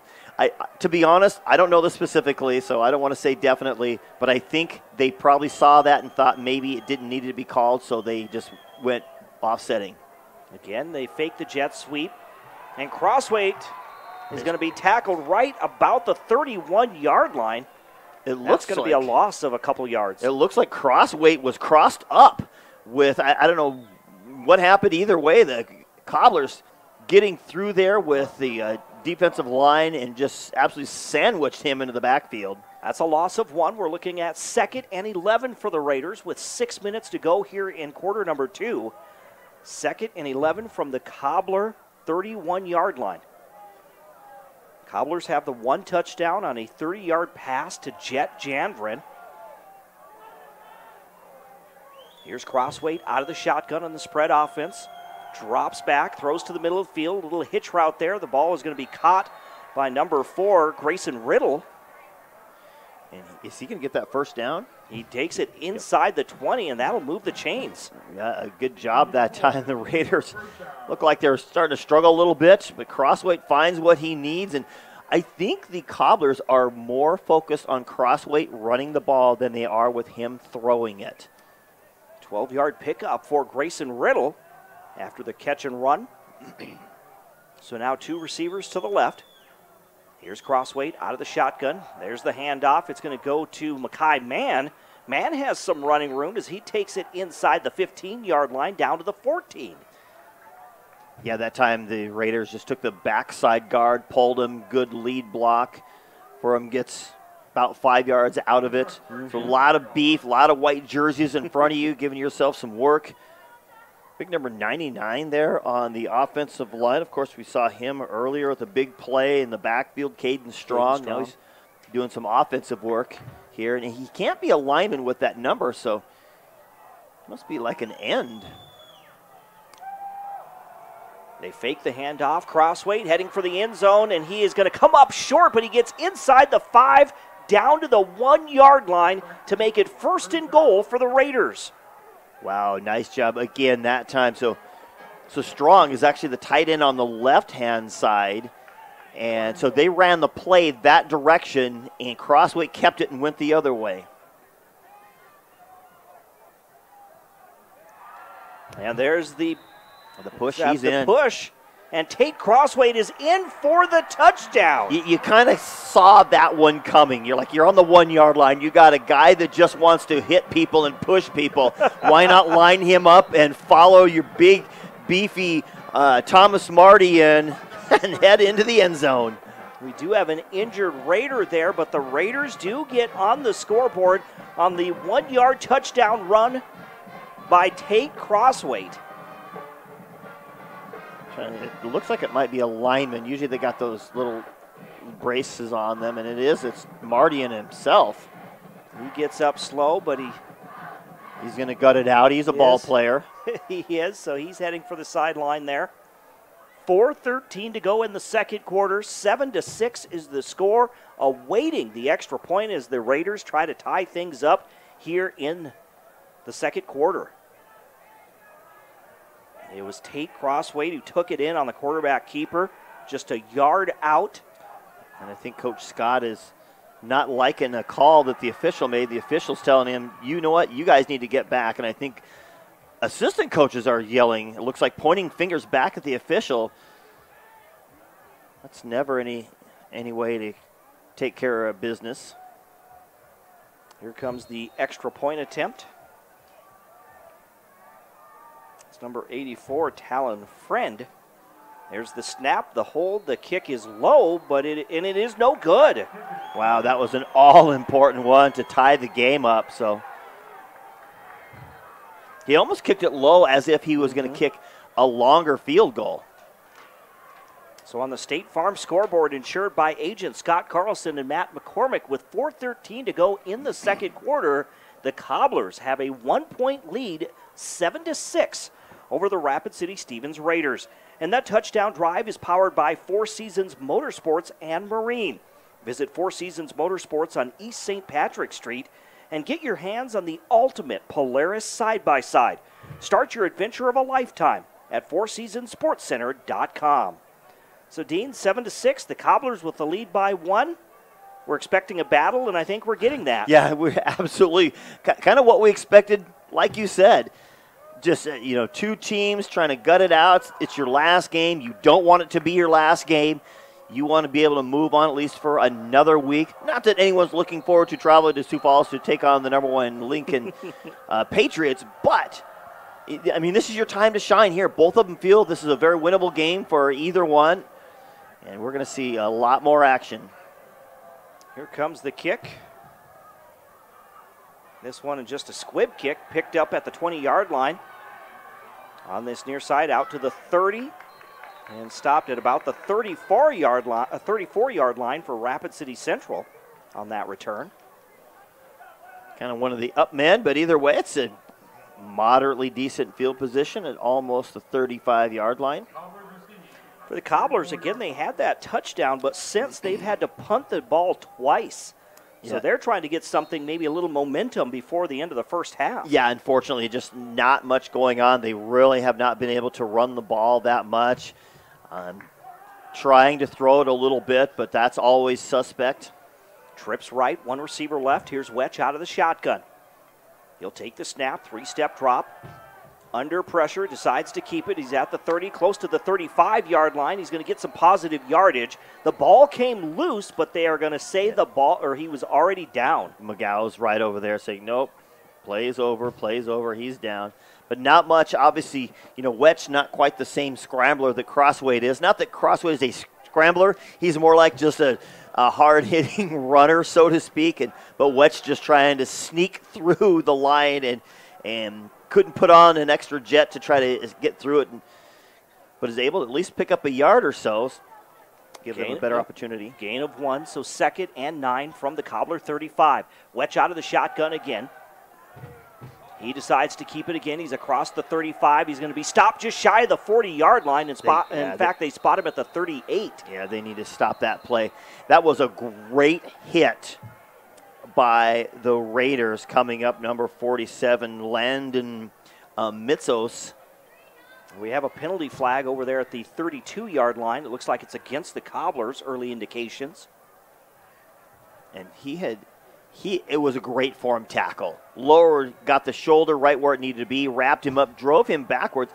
Honestly, it took the officials a lot longer. Holding number 77 of the offense. 10-yard penalty from the previous replay second half. It took him maybe longer than you want to. You've already got momentum stopped. He's already wrapped up. I know they don't want to blow it too early in case he gets away with it, but that would look like he had a pretty solid lock on where he needed to be as far as the tackler is. So a 10-yard penalty, just the second penalty for the Cobblers. They've had 2 for a total of 15 yards. Dean, real quickly, Tri-Valley gets the win over St. Thomas More tonight, 24-7.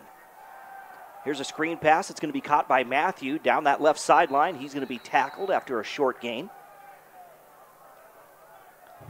See the ferocious blocking right in front of him. He made that throw. Just, again, it's your crosstown brother here, man. We're all going after it. We're going to get a big timeout here by the Raiders. I think they're trying to conserve this back and maybe try to get the ball back. Another opportunity to get a score here before the half.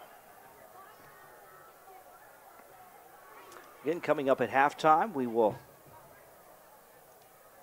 talk and actually go through the first half of this Rapid City rivalry game, and then also get you up to date on scores. Of course, it's playoff action for Class 11B and the 9-man schools. Of course, the 3 largest classes, they will get underway with their postseason play next week on a Thursday night.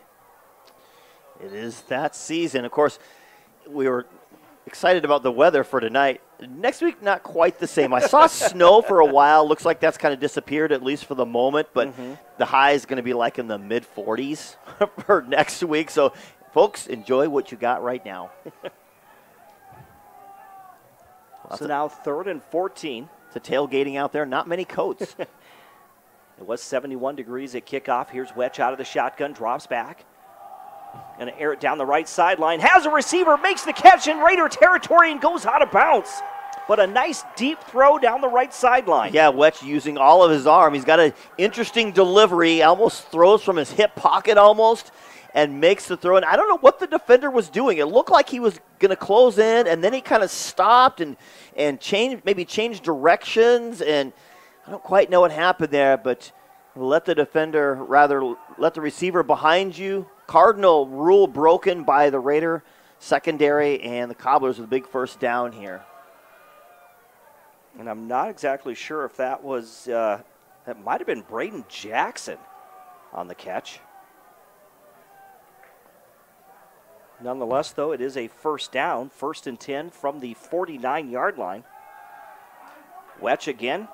He's going to air it down the right sideline for Janvrin, but it's through his arms, and there is no penalty flags. I know he's looking back at the official once again. They always do. Yep, Taylor Lunders was right there with him step for step, and again, you're going to get lots of hand fighting, and the officials will let hand fighting go away. As long as you don't disrupt them by, pushing them or even if you hold their arm down, they don't like that. But if you're just, hand fighting, trying to get yourself up for position. So we're looking at 2nd and 10 from the 49-yard line of the Raiders. Cobbler football with 2:28 remaining before halftime. And Wetch out of the shotgun, takes the snap, drops back, looks to the middle of the field. Under pressure, he's going to be sacked back at the 46-yard line. Yeah, just held the ball too long that time. The Raider defensive line just too good to get in that backfield. That's a long time. We see sometimes some of the offensive lines do a great job of holding the defense up, and the quarterback just sits there all day and surveys the defense. That's not here. That's not going to happen for either team tonight. It's going to be 1, 2, 3, get rid of it. That's a loss of 5 back to the Cobbler 46-yard line. Now they're facing, the Cobblers facing a 3rd and 15. I think Brandon Colpitts wants another timeout. Yeah, he's going to talk about it here, right? Big 3rd and 15 coming up. You need a big play here. You don't want to give the Raiders anything back. Get on the State Farm scoreboard, insured by Agent Scott Carlson and Matt McCormick. We've got 1:44 to go before halftime, and the Cobblers lead the Raiders 7-6 on the State Farm scoreboard. We'll step aside for 30 seconds right here on 106.7 FM, 1150 AM, Fox Sports Rapid City, also on GoCobblersLive.com.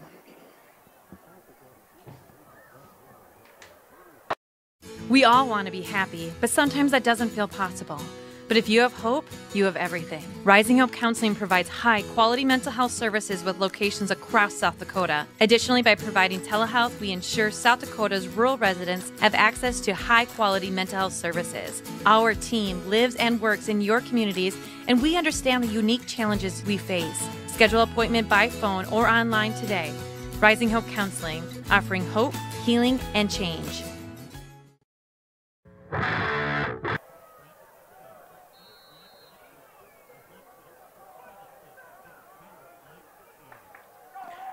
And welcome back to the Anytime Auto Sales Service and Detail broadcast booth.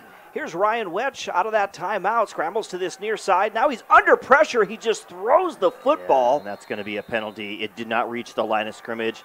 There was nobody in the area. And he's questionable for being outside the tackle box. Mm-hmm.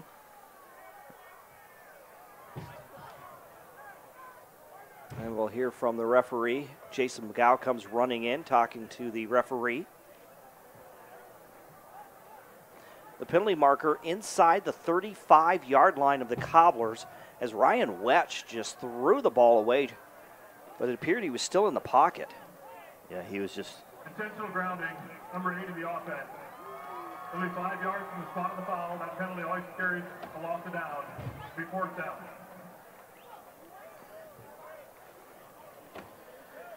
So the Raiders going to get some time back here as the Cobblers got to boot this one away.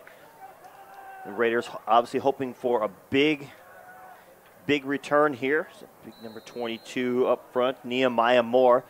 Muffed it last time, so a little risky here. Third punt in this half for Rapid City Central. There's the punt. Moore takes the ball at the 40-yard line. Escapes one tackler, still on his feet, tries to cut back to the left. Here comes a penalty flag flying in, as Moore is going to be stopped just shy of midfield. That was a 15-yard throw by the official. That was McGow. He's got a cannon on him throwing that flag.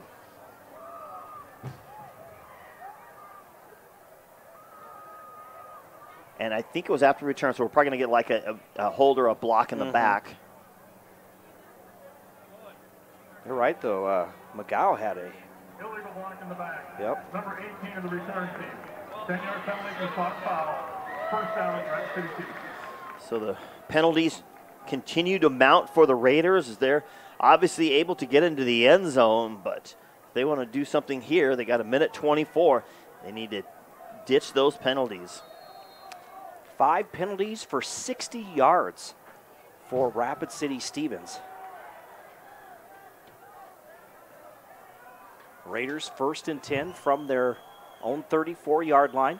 Here's Crossweight following his blockers to the left. Has man in front of him. goes down the left sideline, puts his shoulder down, gets across the 40, out to the 45-yard line. We'll see where they spot the football. That looked like a wing T type play. Just get it to the quarterback, and he's just going to run. All the blockers in front of him, and he just takes off and runs with it. Gets some decent blockers right near the first down. And they spot the ball right at the 44-yard line. And they're going to give him the first down. So chains are moving. Clock should be ticking unless he got knocked out of bounds. Mm-hmm. It's not, so he did, and plenty of time for the Raiders. And now they're going to have to take a timeout here. Try to get this play in here. Again, these plays are super critical here. So the third and final timeout for Rapid City Stevens with 1:14 to go in the second quarter. On the State Farm scoreboard, the Cobblers lead 7-6. That's going to kind of hurt. They probably wanted to keep that one tucked in their pocket for an opportunity. Maybe if they got down, close and they had a, 4th and long and a chance to kick a field goal. So you might have to take the whole, throwing the ball into the ground just to try to stop the clock type of scenario. So that's a risky one. And you had a golden opportunity, plenty of time to get a play in, but it didn't work. So, Dean, just looking at some scores real quickly in Class 11B, it's Rapid City Christian getting the win over Woonsocket, Wessington Springs, Sanborn Central, 36-7. The Cavaliers, they lose their game to Tri-Valley. And then Hot Springs all over Bridgewater, Emory, Ethan, 35-7 at halftime. Rapid City Christian will now have to travel to Dual next week. There's the handoff. It's going to go to number 24. That's Hanslick, and he's going to take it all the way into Cobbler territory, all the way down inside the 25-yard line. So that was just the reverse. They gave it to Glenn. He went this side. Hanslick went the other side. It was the inside handoff for the reverse. And like you said, a lot of room there, and he went right through the secondary, poured it on in a big-time play here. All the way down to the 24. To set up an opportunity here. So the Raiders in business trying to take the lead here before halftime. They trail by a point to the Cobblers. Each team with one touchdown, but the Raiders missed their extra point. Here's Tate Crossway out of the shotgun, drops back, under pressure, and he's going to be sacked back at the 36-yard line. How about that play, knifing in the defense? That was number 16, it looks like. My little binoculars tell me. Number 16, I was looking at the wrong one. That was Gabe Kenton coming in. Second and 22 now for the Raiders in their hurry-up offense. We're down to 40 seconds. Crossway out of the shotgun. He's going to throw to the sideline, has a receiver. That's going to be Meisman who makes the catch, but he stays in bounds as they spot the football right about the 20-yard line. Right, and was it not a first down? If it was a first down, it was not. They would stop the clock for a second, but now the Raiders got to hurry up. They're looking at 3rd and about 7. Again, they have a receiver. He makes the catch inside the 15-yard line, which I think is enough for a first down. So they'll stop it for just enough time to set the chains here. So they got one. They're either going to down it to get one play left, or they're going to go for it all. And it looks like Tate Crossway is going to spike the football to stop the clock. Yeah, there was time left on that one when he spoke it. Is that the proper past tense? I didn't go to I didn't go to football vocabulary class, so. So again, it's first down. And we're going to get a field goal attempt. And it didn't work last time. It was short last time. We'll see if he can put this one through. We're going to get a timeout by the Cobblers. They're going to talk about it here. I usually don't see it in high school ball where they ice the kicker, but there you go. That's number 84, Talon Friend. The 6', 220-pound senior kicker. He's out there to attempt the field goal to try to give the Raiders the lead before halftime. The Cobblers are going to set up something here, who to get where to try to get through the middle. Obviously, that's the easiest way to get through the middle. find a spot there, try to use a speedy guy from the outside. Again, the kick was low last time.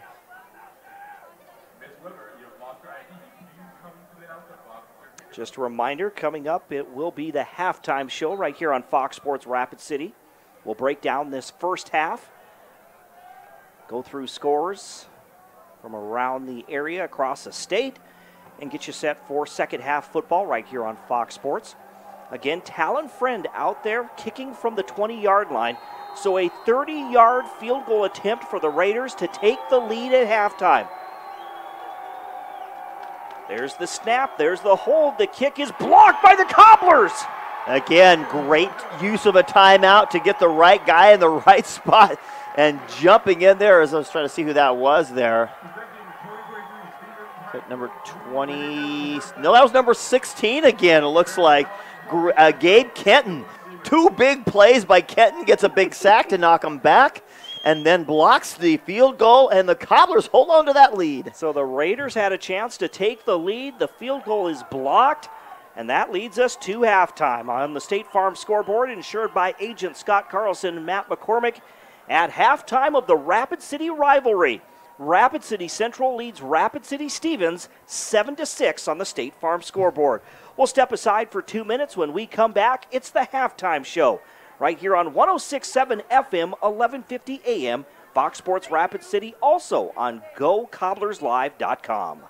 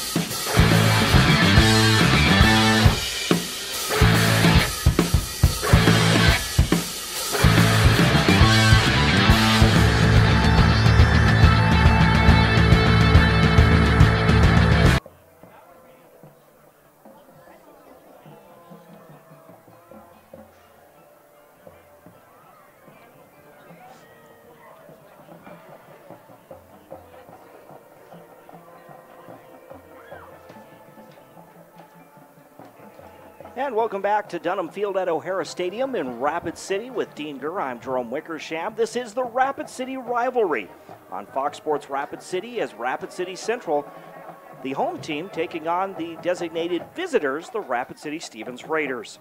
Again, welcome back to the halftime show. It's being built by Consolidated Construction. For more than 70 years, Consolidated has known each project is more than just a building. It's a community. From start to finish, Consolidated knows each project has a true purpose. Work with someone that was born in the Dakotas and has ingrained their business into this community. That's Consolidated Construction, online at onecalltobuild.com. So here at the break, a low-scoring game, 7-6, Rapid City Central leading Rapid City Stevens. Dean, it's been a defensive battle. Both of these teams, playing hard this first half, but again, not a lot of scoring output. But I think it's kind of what we anticipated or what we think of when we think of a Raider and Cobbler battle. Yeah, we figured it'd be some sort of close game in one way or another. If you look throughout the season, it's an unfortunate season for both of these squads. But if you're going to look for highlights, except for the second half of the last game for the Raiders and their game against Douglas that they had, their defense has shown more potential than their offense has. You're going to say that, well, holy smokes, Dean, look at all the scoring that all the other teams have done, and I got that. That makes sense. But if you look at just the potential, coming up with a play here, coming up with a play there, versus being able to make a play as the offense goes, I think the defenses for both of these squads showed a little bit more life in more situations than the offenses did. And we're kind of seeing that coming out here in this game, whereas neither team offensively is really able to do much. It's occasional play here, one there. Obviously, we've got the big touchdown. The Raiders had a little bit of a drive going on there. A shortened field, penalties, but we're able to overcome those penalties and get into the end zone and finally getting that field goal. But even that field goal was no easy one. They had a great opportunity to the Raiders, and we got a penalty. And then we had a great play by the defense, by the Cobblers, that forced them backwards and forced them to kick a field goal instead of going for a touchdown. So the defenses are coming up with some big plays, I think, more than the offenses are, and it's going to set up for, again, it's going to be a field position situation throughout the rest of the game, and that's kind of what they've been doing, not taking chances on big fourth down plays, whatever you need. They are playing a lot more conservative, knowing that, it's going to be one play here, one play there. Is it going to be our defense that comes up with it? Is it going to be a huge offensive play? It's going to come down to it. Is it going to be the big turnover or the big penalty, which could be, sad to say, could be the thing that decides this game. You don't want that to be that way, but it could come down to that. So a lot of things hanging on the balance as we head into the second half. Let's take a look also at today's box score. It's brought to us by The Box. The Box is the Midwest's newest and most innovative event center, featuring native hardwood floors, digital scoreboards, color-changing lights, and an enormous space to host multiple sports games at once. The Box is the premier youth sports venue, but sports aren't the only thing they can host. The Box can turn into the perfect space for any of your meetings, conventions, or receptions. To plan your next event, visit thebox.live. Just breaking down the scoring in this first half, with 9:26 to go in the first quarter, it was a one-play, 30-yard touchdown pass to Jet Janbrim from Ryan Wetch, and that made it 7-0 after the extra point. And that's the way we would end the first quarter with the Cobblers with that 7-0 lead. Then with 4:13 to go in the second quarter, Tate Crossway takes it in from 1 yard out. Like we said, 4:13 remaining. The extra point was no good. 7-6 is your score here at the break. Looking at some other stats real quickly. For Rapid City Central in this first half, the Cobblers with just 2 first downs. They had 1 passing first down, then they had another first down, which they got on a penalty. And then they have 3 penalties for a total of 20 yards. For the Rapid City Stevens Raiders, they have 8 first downs in the first half. But like it's kind of been the story for the Raiders for several years now, penalties have really hampered them. They have 5 penalties for 60 yards in that first half. Yeah, some minuscule numbers in definite situations, and then some inflated numbers in situations, all the things that you don't want to see. You don't want to see low first down numbers and high penalty numbers. Mm-hmm. But again, we've got that, and it's kind of a tale of two things. We've seen the Raiders offense be able to do some things in certain places, but then the Cobblers come up with a big play, 2 big turnovers in that game, nearly a third in the first half rather. And so they're able to make plays, but the Raiders hurting themselves by the penalties. And yeah, it's that struggle. It's like I can't get out of my own way. But the Cobblers, again, put up a big fight on that and just trailing by 3 here at the break. And Dean, real quickly, your thoughts on the second half. What do we expect to see? What will these teams come out of the locker rooms? Are we going to see anything different from these two teams? Well, the first thing I'm thinking is, how is it 10-7? It was 7. It's 7-6 is what it should be. It was, yeah. I'm looking at the clock, the play clock. Okay. Play clock. Anyway, pay attention. Yeah, I got the game in front of me. No, so coming out, I suspect they're going to do a lot of the same things. For the Raiders, I think that they're going to want to still run the ball more. I think they're probably going to still line up more and get Crossway to run the ball a little bit more. But I think they can still move the ball up the middle. They've only done it a few times. I'm kind of shocked at that. I think they probably think they have an advantage at the receiver position, as Meisman's only been caught maybe one ball, thrown to maybe another, not much. So I wouldn't be surprised if they go a little bit more with that, but really they want to just probably start running the ball a little bit. They're only down one, but I think they can. I think they have an advantage there, and that's what I think he should do. I don't think so. I think he's going to try to get those mismatches against the Cobblers secondary. And, and unfortunately for the Cobblers, they are going to throw it, even though they should probably run it, because the Raiders are doing a great job. Their interior linemen are doing a great job of shutting down that inside run, which, for all intents and purposes, as we've gone through the season, it's been really the high point for the Cobblers on offense. They really have not had much of a passing game at all, and they've kind of tried a little bit more tonight.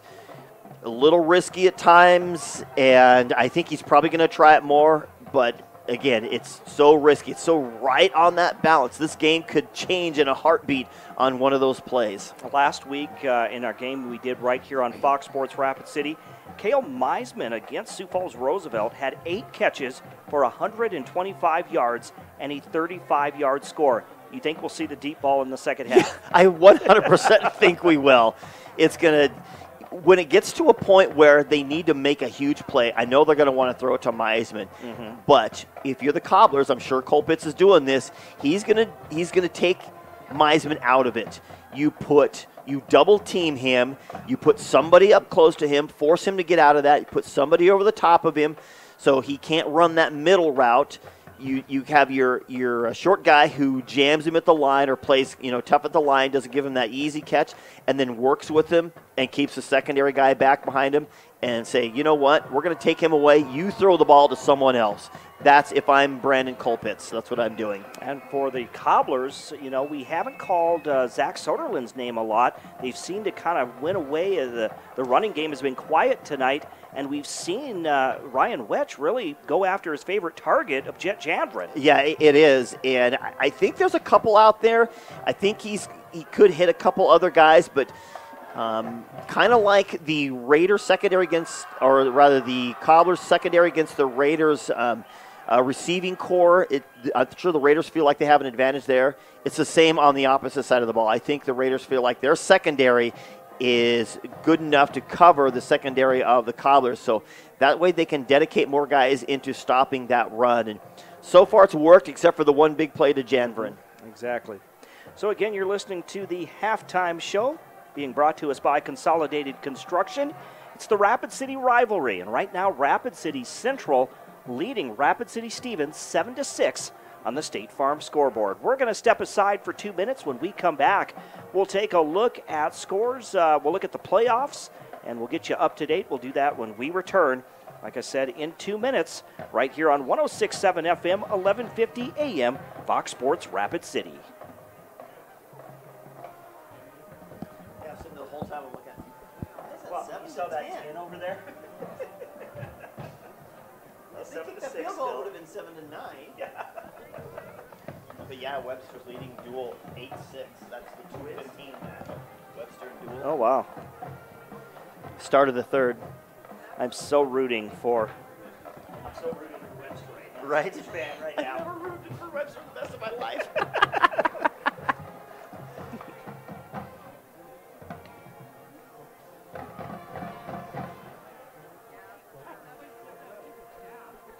Harrisburg leads O'Gorman by 2. Oh, yeah. And that's in Harrisburg. Brandon Valley all over Washington. Wow. Jefferson leaves Roosevelt.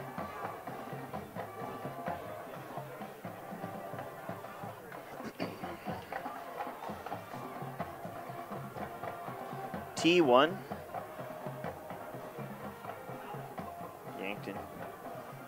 Spearfish, 14-13.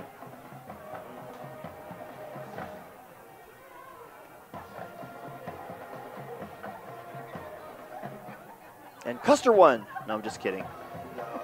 They did. Oh, I saw that score.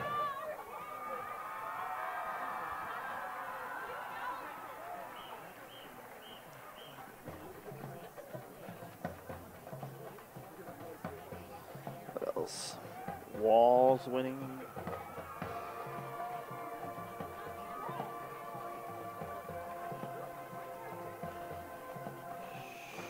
Harding County's losing. I saw that, yeah. Lyman's losing. Timberlake getting crushed.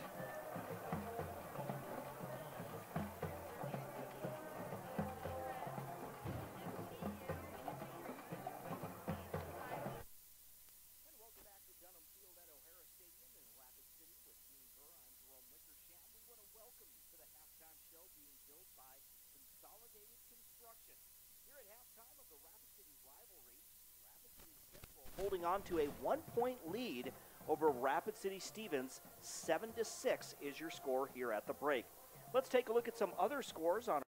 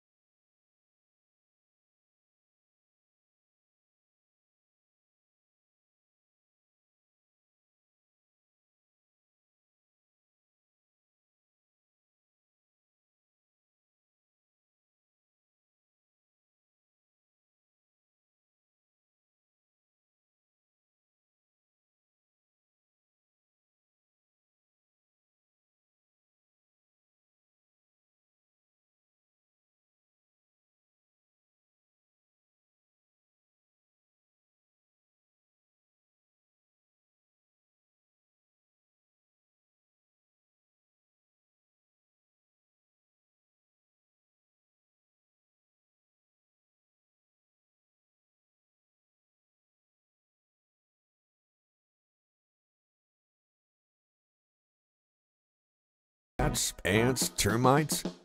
Family owned and operated, Olson's Pest Technicians have had over 50 years experience taking care of pest problems in places across South Dakota, Nebraska, and Iowa. Utilizing brilliant methods such as Centricon bait stations for termites and Vicane treatment for bed bugs. There's no pest too tough for Olson's Pest Technicians. If you have pest problems, call 800-KILL-BUGS. Do you have a pet? At Northern State University, your future starts with an affordable education that's personalized for you. Experience hands-on learning guided by world-class supportive faculty. You'll also enjoy a full campus life with opportunities to choose from numerous student activities and events, all in a safe, welcoming community. At Northern, you'll find a college that's right for you, a place to belong. Your future starts here. Unleash your potential at Northern.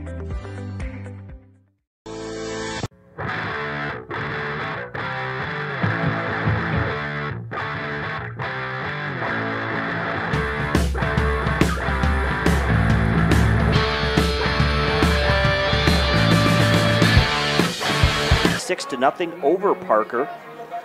Again, Sioux Valley over Mount Vernon Plankington at halftime, 40-6. Elk Point Jefferson leading Groton area, 48-13. Moving on to 9AA, you have Wall with 1 minute left in the third, leading Kimball White Lake 22-0. Also with 10 minutes left in the third, Freeman Academy leading Stanley County 16-14. I know Stanley County was excited on this season. It seemed like a tough game, and going on right now, just getting early in the third. In Class 9A, it's Gregory 34, Harding County Bison 14. With 6 minutes left in the third. Harding County having another good season, but running into a tough Gregory Gorilla team, as always. I remember playing those guys. They were tough. You're like, oh my gosh, these guys are big. Also at halftime, you have Phillip. I believe they're undefeated, leading Timber Lake 40-0 at halftime. Yeah, absolutely. The number 2 seed, so they're going to get to host another game coming up next Thursday, as well as Wall, because they're the number 4 seed, assuming they go on to win in that game. And then there's one game here in Class 9A. It got a late start with 11 minutes left in the third. Actually, they had a delay. Canastota is leading Centerville 6-0. But at one point, it was delayed because they had no power at the Canastota field. Huh, gotta love that happening. But it looks like they have resumed that game, I believe. And it looks like Canastota leading that game 6-0 over Centerville. In Class 9B, Faith has their season come to an end. They faced a very tough Avon team, and they lose 54-14. Also, Potter County, the Battlers out of Gettysburg. They defeat Del Rapids St. Mary 38-22. And I believe that's an upset there with Potter County. Actually, they were 11th seed, and they defeat the number 6 seed. He knows his Battlers. I do. I do well, yeah. With 6 minutes left in the fourth, Harriet Selby area leading Gayville Vollen 26-20. Also a final, Hitchcock Tulare defeats Lemon McIntosh 44-24. And then after 3, it's Corsica Stickney 46, New Underwood nothing. At halftime, Kadoka area 20, Sully Buttes 8. And then top-ranked Fulton area leading Jones County at halftime 44-0.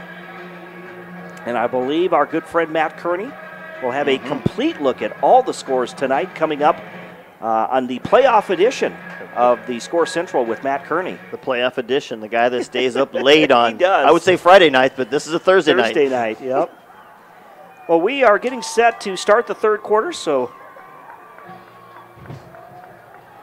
it looks like the the Cobblers will have the football to start the second half. They kicked off there. So again, our halftime show coming to a close, built by Consolidated Construction.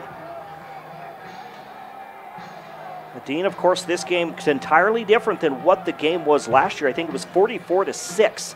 The Raiders ran away with that game, but a much different game, at least through the first half. Yeah, the Raiders had so many weapons last year. Of course, Jed Jensen, what he did, and of course we followed them when they went to play O'Gorman and put on a heck of a show there, made it a very tight game, and It was an exciting game to travel all that way, and obviously whoever wins tonight, we're hoping for a similar output against Sioux Falls Lincoln, but we know that's going to be a very tall battle. So Rapid City Stevens gets set to kick off the second half, going from right to left. Here's the kickoff, and the second half is underway here at O'Hara Stadium. It's taken at the goal line by Rapid City Central. Coming out at the 15, the 20 on this near sideline, grabbed from behind. On the return, it's tough to see the numbers there, but I think number 20 on the return for the Cobblers. 20 for the Cobblers. That Coy Urban, if that is number Urban, 20. 6 foot. Yep. It actually got saved by Mandico Hawley, who just got a hold of the back of the jerseys, able just to slow him down. I think the PA announcer just confirmed what your suspicions were. So the ball will be placed at the, I think, 29-yard line. So it was a return of 29 yards that time by Urban.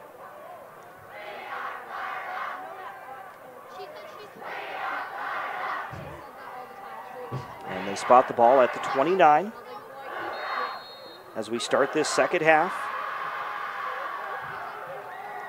Ryan Wetch leads the Cobblers out, 1st and 10. Out of the shotgun. There's the handoff right up the middle. The ball carrier is going to get it about a yard to the 30. We'll see if that was Soderlin. I believe it's number 5. Was it 20? No, 32. 32. So is that Waylon Benbow? Got my roster out here. Yep, it is Waylon. Waylon Benbow. So we have not seen Soderlin. So 2nd and 9 from the 30-yard line. Out of the shotgun again, they give the ball to Benbow. Benbow's going to take it to about the 33-yard line. Yeah, not a lot of running room, just a little bit of a crease, but doesn't give you a whole lot. Got a feeling they're going to have to throw the ball in this type of scenario. We have 3rd and 6 coming up for the Cobblers. In this game coming your way on Fox Sports Rapid City, also streaming on GoCobblersLive.com.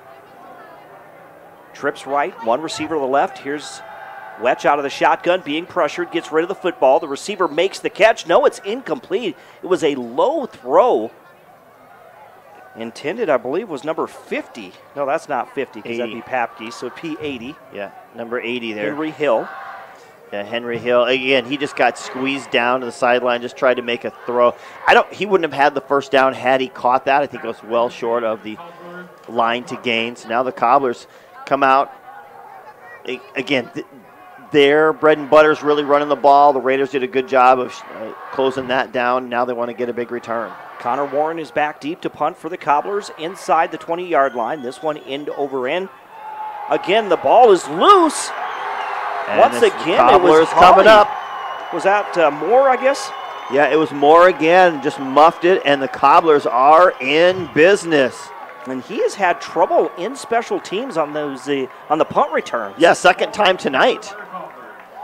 And I think, if I'm not, unless he's just the most excited guy out there, I think it's Gabe Kenton coming up with it again. So now the Cobblers in business. Another mistake, the 3rd turnover by the Raiders this game.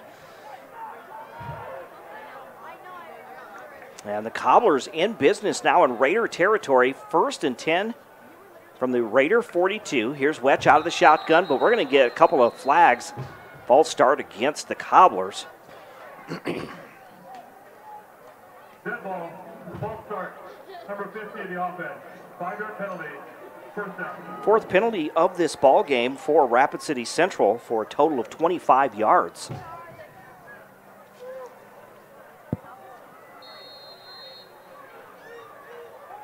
So Rapid City will get backed up to the 47-yard line rather. 1st and 15 from the 47. The come the Cobblers up to the line of scrimmage. They'll send 2 receivers to the left, actually 2 to each side. Ryan Wetch goes out of the shotgun, takes the snap. Out route there, trying to get it to the receiver, heading towards a far sideline, but it's thrown behind him and incomplete. Yeah, that was Braden Jackson, but yeah, like you said, there was so much pressure right away that he just had to get rid of it. They actually went with a quick silent snap just to try to catch the Raiders, to try to keep that pass rush at bay a little bit, and he again is just able, or was just in such a hurry to get rid of the ball that it wasn't anywhere near where Jackson could make a catch. So now 2nd and 15 from the 47. Trips left, 1 receiver to the right. They'll bring a receiver to this near sideline. Taking the snap, here's Wetch. He'll get out of the pocket. He falls backwards, holds onto the football. I thought he was going to lose it as he fell backwards. He hit the turf hard, but he appears to be okay, limping a little bit there. Yeah, if there was a Raider anywhere near it, they could have just an easy ball that could get tipped away as he was using his ball hand to try to support him as he was falling down. Gets back to the original line of scrimmage, so now we're looking at 3rd and 10 from the Raider 42. We played almost 3 minutes here in this third quarter, and the Cobblers still lead the Raiders 7-6 on the State Farm scoreboard. They'll go trips left, 1 receiver to the right. Here's Ryan Wetch again out of the shotgun. Ball on the right side hash marks. He takes the step back. He throws it deep for Jandren, and it is almost intercepted by the Raiders, but the defender could not haul it in. Yeah, a better job of coverage that time for the Raiders as the safety got over the top. You know, they run just a sideline run, and that is a long way for the safety to get over there. That was number 8, Mandico Hawley, was on the stride. Like you said, he had it in his hands right at the goal line and could not hold on to it. Connor Warren is back deep to punt for the Cobblers. They have changed punt returners. The Raiders now bring out Cale Meisman. Here's the nice kick. The kick there. Cale Meisman calls for a fair catch inside the 15. And I think Meisman has been doing that before. But I think last week we saw the returner who we saw tonight. He did it last week, and so Meisman comes out. I'm sure coach is like, hey, I need someone out there who's going to catch a ball. And so he gets out there. And they'll spot the ball at the 13-yard line. Again, field position. Why take a chance? You're up by 1. Your defense has been playing well enough. The Raiders made mistakes to hurt themselves, turn the ball over 3 times, multiple penalties, messing up drives. And Crossweight out of the shotgun, quarterback keeper at the 15. He loses the ball. The ball is on the turf, and is it recovered by the Cobblers? It is! 4 turnovers by the Raiders now, and the Cobblers are in business, and this time they have the ball inside the Cobbler 20-yard line, a Raider 20-yard line. What a game it has been for Rapid City Stevens. I can't recall a time I've seen the Raiders turn the ball over 4 times. Right, absolutely. And the game's not over. We're still 8:42 left to go here in the third quarter. And Coach Colpitt said it's all about mistakes, taking care of penalties and turnovers, and the Raiders are definitely the ones doing that. The Cobblers now first. Now they're in the red zone, 1st and 10 from the Raiders 17. They'll send a receiver to each side. Here's Ryan Wetch out of the shotgun. Takes the snap, hands it off to Benbow. He cuts back to his right, gets across the 15 down to the 14-yard line for a gain of 3.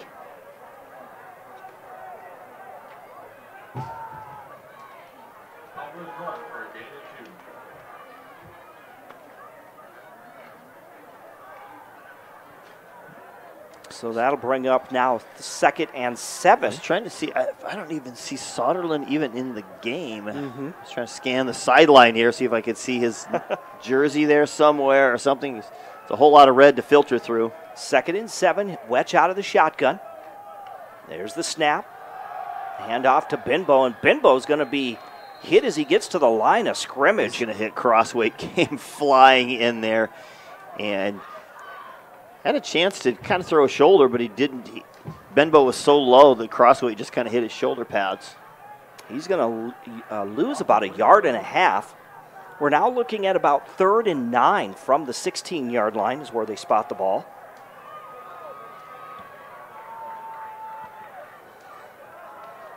Third and 9 on the Raiders 16. They'll go trips right, one receiver to the left. Ryan Wetch for the Cobblers. Lined up in the shotgun. 7:20 remaining in the third. Takes the snap. Throws to the corner of the end zone, and it's thrown behind the receiver. Jet Jandrin on that far sideline. Was the intended receiver, or was it Caden Matthew? No, that's Matthew on that side. It was one-on-one coverage, and, unfortunately, it was a back shoulder throw on a route that was not designed for a back shoulder. He had a step or two on the defender. All he needed to do is throw it over his head, and his guy would be able to run right underneath it. And unfortunately, couldn't come up with the right throw. Here comes the field goal attempt by the Cobblers. It'll be about a 33-yard field goal attempt. They missed one from 44 earlier. There's the snap. It was a high snap. There's the kick, and it is good. And that's an all-important one because that gives them a 4-point lead versus the 3-point lead where the Raiders could kick a field goal to tie it. So taking advantage of the turnover, the Cobblers. So on the State Farm scoreboard, insured by agent Scott Carlson and Matt McCormick, with 7:07 to play here in the third. It is the Cobblers 10, the Raiders 6 here in the Rapid City rivalry. I'll tell you what, right now, I don't know. The Raiders, all they're doing right now is just giving the game to them. I'm not saying that the Cobblers aren't having to earn what they're giving them, but you talk about 4 turnovers and nearly 10 penalties. Mm-hmm.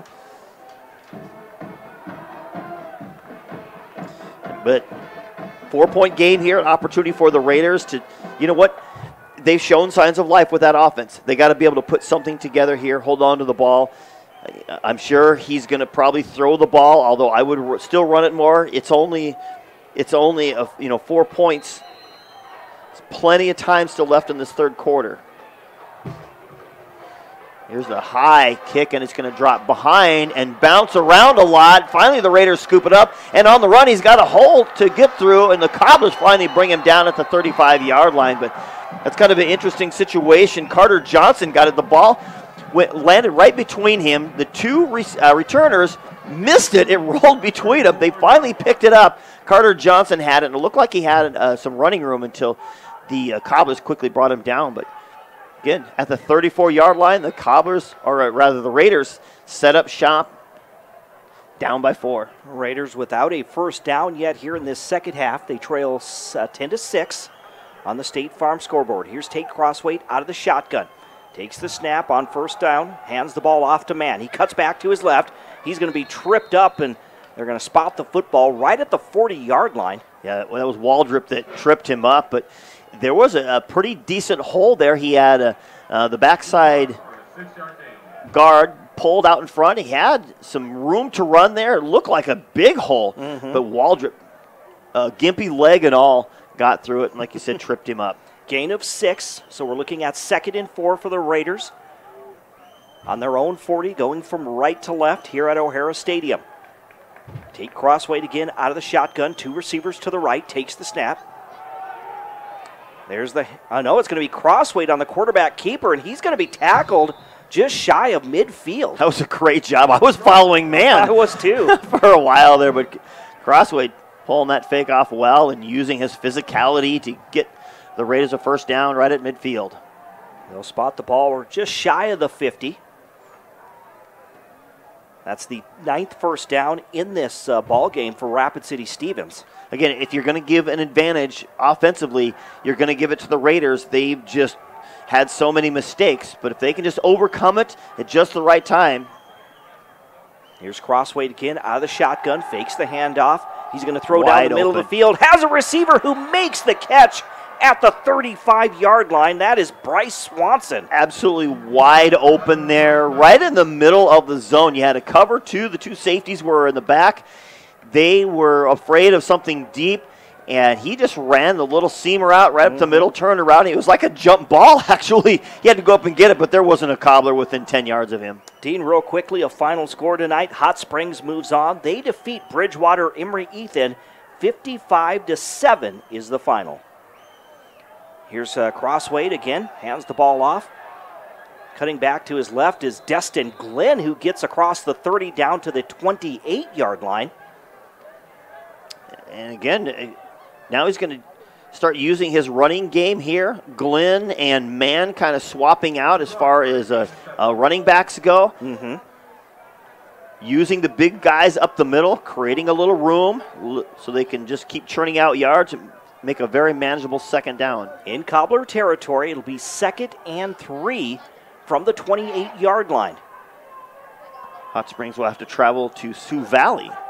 Sioux Valley, I believe, undefeated on the season. Next week, they are.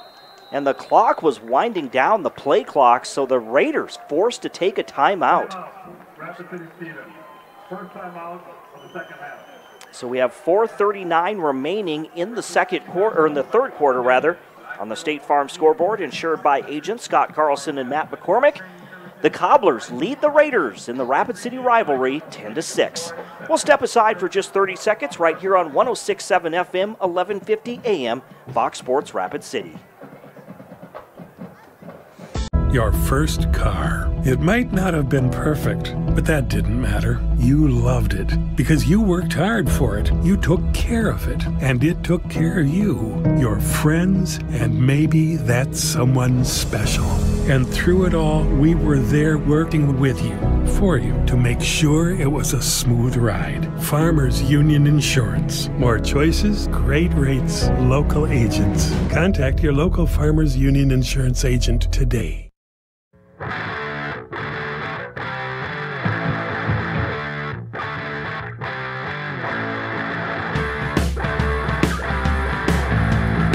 Handoff to Destin Glenn, and he's going to take it inside the 20-yard line. In fact, a gain of about 10 yards to move the chains for Rapid City Stevens. I mean, Glenn, now the offensive line of the Raiders now kind of started to exert themselves a little bit, starting to push the D-line of the Cobblers around, opening some wide holes, and now that running game's starting to go. Again, we want to welcome you back to the Anytime Auto Sales Service and Detail broadcast booth. It's Glenn now, Mackay Mann right up the middle. He takes it 18 yards for the score, but a penalty marker back at the 16-yard line. And it's against the Raiders. Yeah, it kind of come late for a second.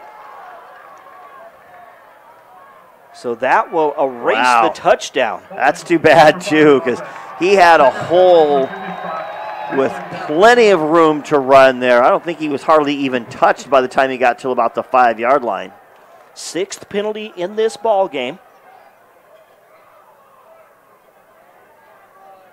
And that's going to take the ball from the 18 back to the 28-yard line.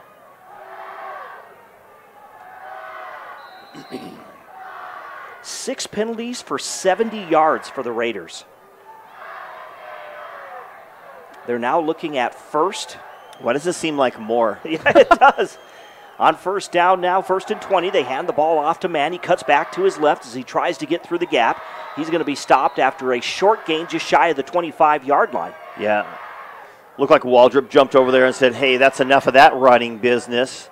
The hole closed up quickly, and he jumped out there and got the stop. Just a gain of 2 yards, so now we're looking at 2nd and about 18 to go as the ball is placed inside the 26. 3:30 to play here in the third quarter. It is a 4-point Cobbler lead, 10-6 over Rapid City Stevens. They'll go 2 receivers to the right, Cale Meisman one-on-one. To the left, we're going to get a penalty marker. The ball was snapped, and it went over the head of Tate Crosswade. That is the most fortuitous penalty they're going to get right there. He would have lost 10 yards on that one. So for a mistake, that actually went in their favor. So 7 penalties for 75 yards. Geez, they're knocking in the red zone, and now here they are back outside the 30.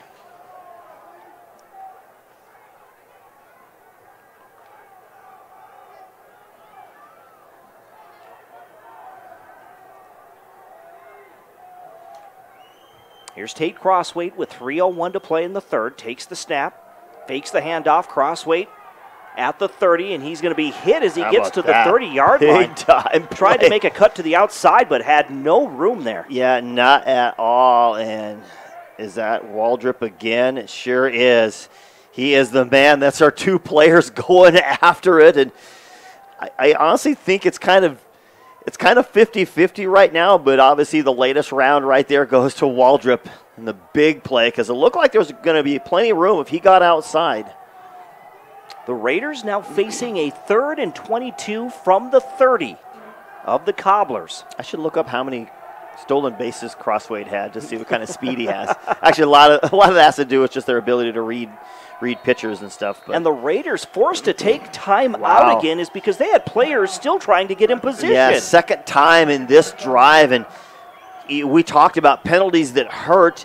That happened at the end of the half where they had to, they had a chance to actually get into score, but instead, because they had to call a penalty, they didn't have another one, so they were forced to spike the ball to set up a field goal opportunity when they could have maybe ran a couple more plays by using that timeout.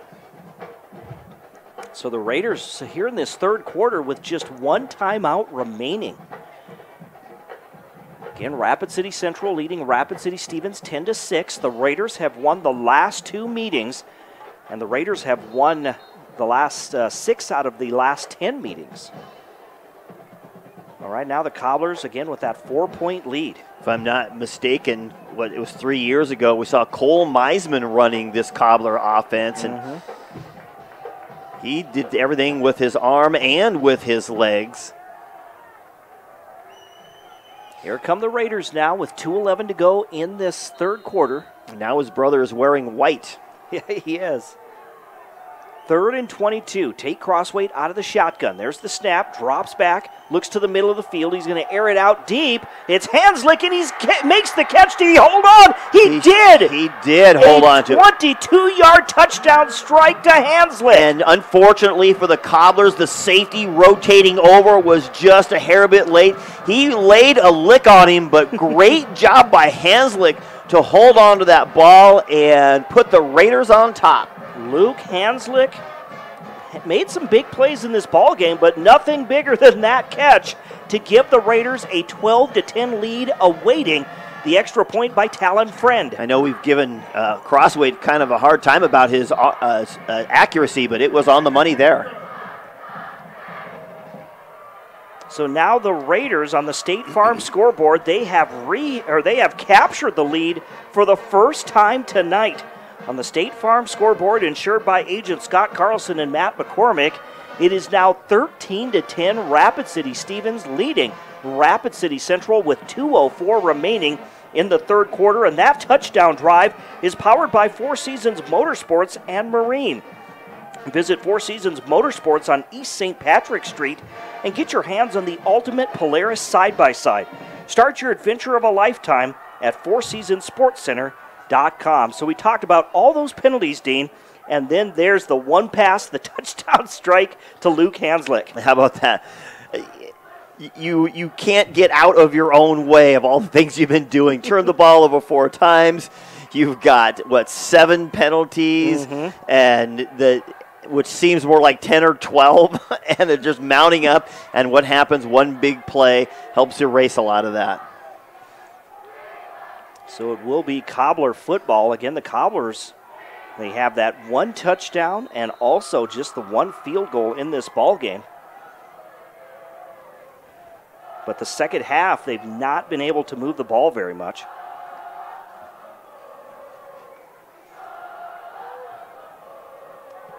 Here's the kickoff. This one is deep. It'll be taken at the 1-yard line by the Cobblers. Trying to cut back to the right, but instead going to be stopped inside the 10-yard line. Great kickoff coverage by the Raiders again. And it really helps when Parker Mesmer's got that leg, making him take off from the goal line. Cobblers receive at the 11-yard line. So it will be Cobbler football. They are going to be deep in their own territory, 1st and 10 from the 9. You know, and unfortunately, kind of like the whole season, the Cobbler offense has kind of been anemic. But now they got to put together a big 90-yard drive. Here's Ryan Wetch out of the shotgun, takes the snap, gives the handoff to Binbo, I believe. But he is going to be pushed backwards. No running room that time as he tried to get through the gap on the left side. Yeah, just tight.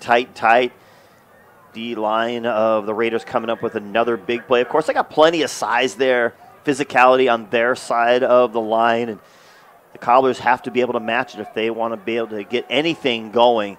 I mean, they're not, until they get that running game, they're not going to respect any other part of the game. Cobblers back to the line of scrimmage, down to 1:18 to go in this third quarter. Cobblers trail by a field goal. Wetch out of the shotgun, calling for it, drops back, throws to the outside. The receiver makes the catch, getting maybe a yard on the play. Waldrop.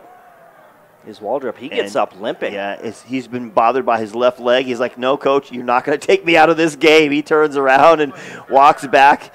It's almost like he was carrying his left leg in his hands. They're going to spot the ball right at the 10, so no gain to make it 3rd and 10 for the Cobblers going from left to right. Again, a great crowd on hand. We had a great evening for football. It may be inching towards late October, but still just beautiful weather tonight. We had games first 2 nights of the week, and we're thinking end of October, how can these games be in such gorgeous weather? The Cobblers want to take a timeout as they are facing a 3rd and 10, so we will step aside as well. Again, on the State Farm scoreboard with 23 seconds remaining in the third quarter, Rapid City Stevens leading Rapid City Central 13-10. We're back in 30 seconds on 106.7 FM, 1150 AM, Fox Sports Rapid City.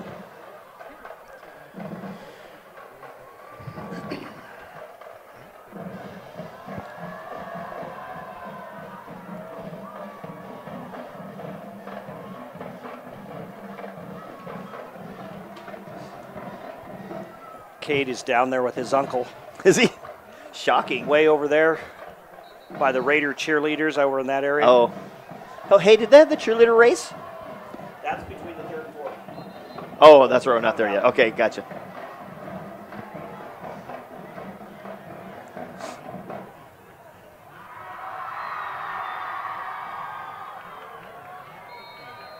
And welcome back to the Anytime Auto Sales Service and Detail broadcast booth. 3rd and long coming up, 3rd and 10 for the Cobblers, deep in their own territory. Ryan Wetch drops back, throws it deep down the right sideline for Jet Chandran, and Jet really had to turn into a defender there because it was almost picked off by the Raiders. Yeah, absolutely. It was a Talon Lunders again. It was 2-on-2, and he just backpedaled. The safety was there, but actually the cornerback Lunders was going deeper and faster than the receiver was going. And again, like you said, Janvert had to kind of lean out.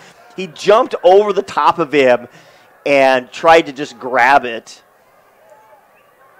And this is going to be the 6th straight punt for the Lunders Cobblers. has a cramp over there, so he was heading to the sideline and wisely said, lay down on the ground. If you got that forces everything to kind of stop, and you've got to tend to an injured player. He still has to come out of the game, but either way, it kind of stops the situation here. It gives you a chance to kind of regroup in case they go for the big play here on 4th down, but they're not going to. It's a 3-point game. They're going to punt this ball away. But again, the Raiders, in their own territory. Raiders try in the field position. Their defense comes up big again to, unfortunately for the Cobblers. The Raiders just really need to, they got the lead. They just need to stop giving the Cobblers more opportunities.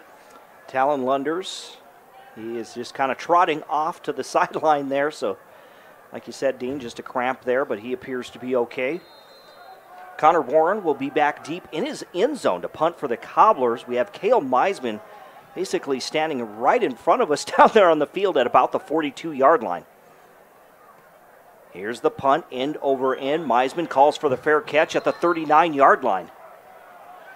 So, yeah, field position ready inside the 40, capitalizing. The Raiders moved the ball last time in their last drive, took over the lead of this game, and if they can just hold it together, they'll be able to keep cruising.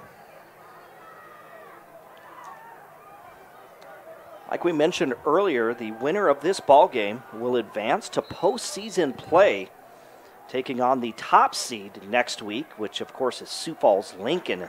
What a dominating team they are this year. Yeah, just so much talent. Guys heading out to play D1 ball.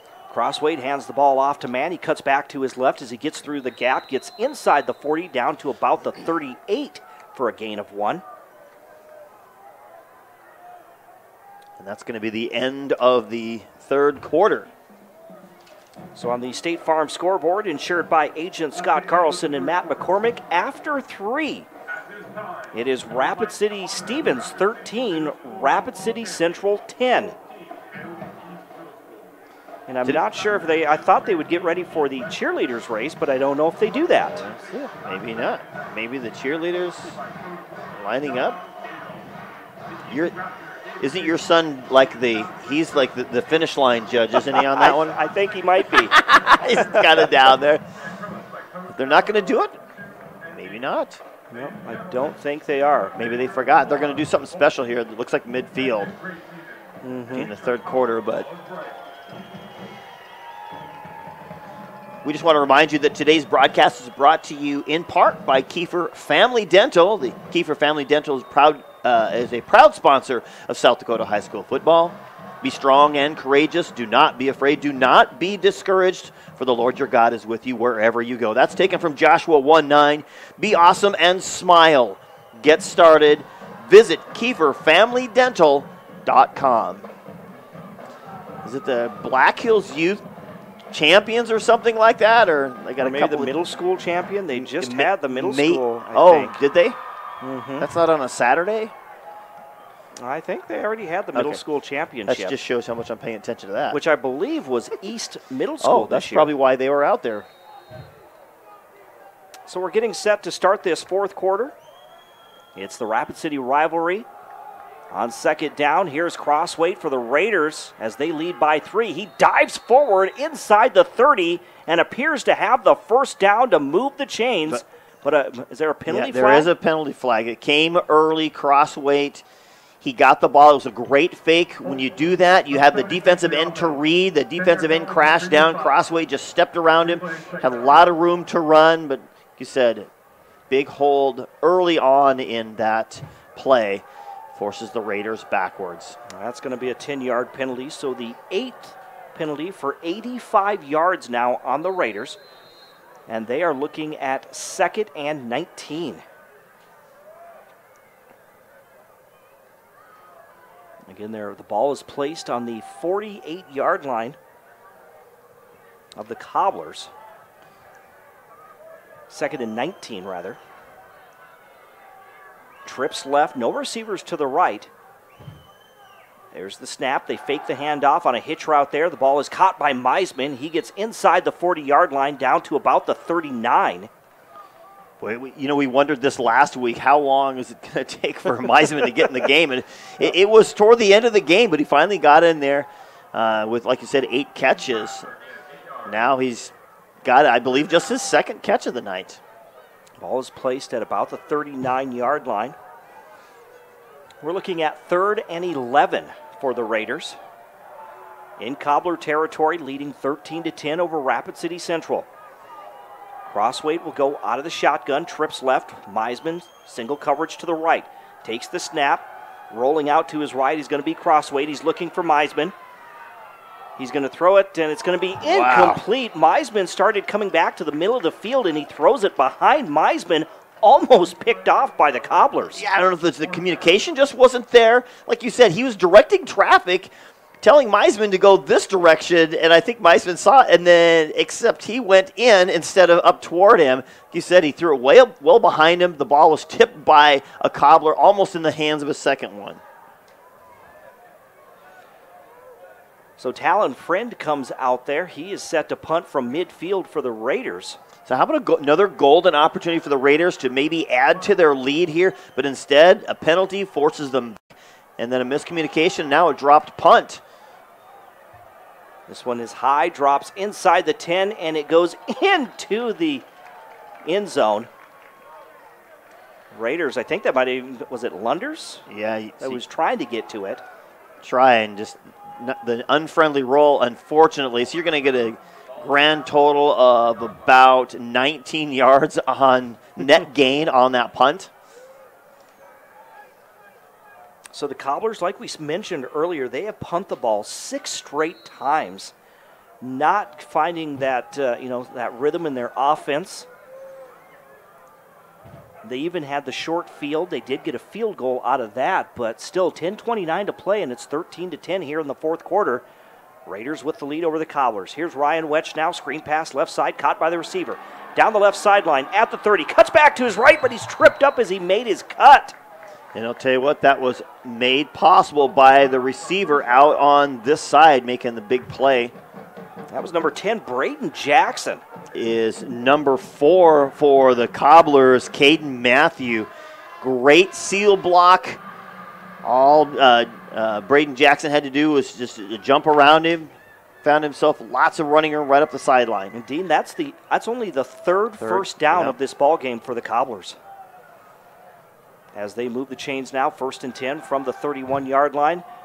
They're going to throw it deep for Caden Matthew, but I don't know if there was a miscommunication. Matthew, I don't know if he kind of pulled up a little bit. So they just ran the same play twice, but the second time they do what's called a slip screen. So he goes out, he fakes his block. Matthew, who was blocking last time for Jackson, now instead steps out, does a little bit of a hand check block, and then scoots right up the field. But his Wetch was under pressure, so he just chucked the ball up in the air. Matthew just wasn't anywhere near it. Wetch out of the shotgun. There's the pass. It's a low throw, we're gonna but get it's a caught by penalty. the receiver, and here comes the penalty marker. A big-time penalty. Is that Jet Jandren? I can't. He is down, yep. He makes the catch, I believe. Yeah, he is down. His helmet's off. He's grabbing his head. And it is Jandren. I recognize his blonde hair. Mm-hmm. He gets up, and the trainer's out there to check him out. And he's not happy about the hit on him. The trainers are like, look, sit down. Let me look at your eyes here. They got to give him a little neurological check, make sure. How many fingers do you got? Who's the president? Who's your last girlfriend? All those questions, huh? Okay, maybe they don't ask that one. The clock is stopped with 9:48. Again, Jandren made the catch at the 38-yard line. It wouldn't be enough for a first down, but we saw the penalty marker there at the 38.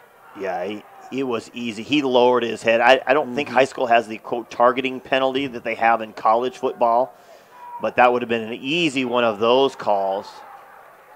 Jandren is hearing it from the Cobbler cheering section as he makes his way off the field. Personal foul, illegal helmet contact, number 3 in the defense.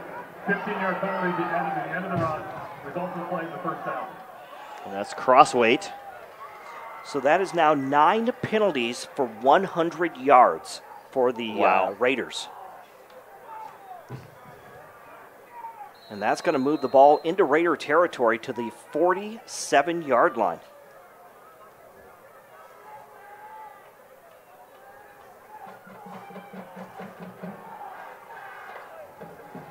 So it'll be 1st and 10 from the 47, 9:33 remaining. So here, a golden opportunity here. Second first down on this drive for the Cobblers. See if they can do something with it. Ryan Wetch will go out of the shotgun. Trips left as he goes from right to left. Takes the snap, drops back, looks to his left. Under pressure, scrambles out of the pocket, and he's going to be sacked at the 40-yard line. Yeah, unfortunately, Wetch isn't quite as fleet as foot.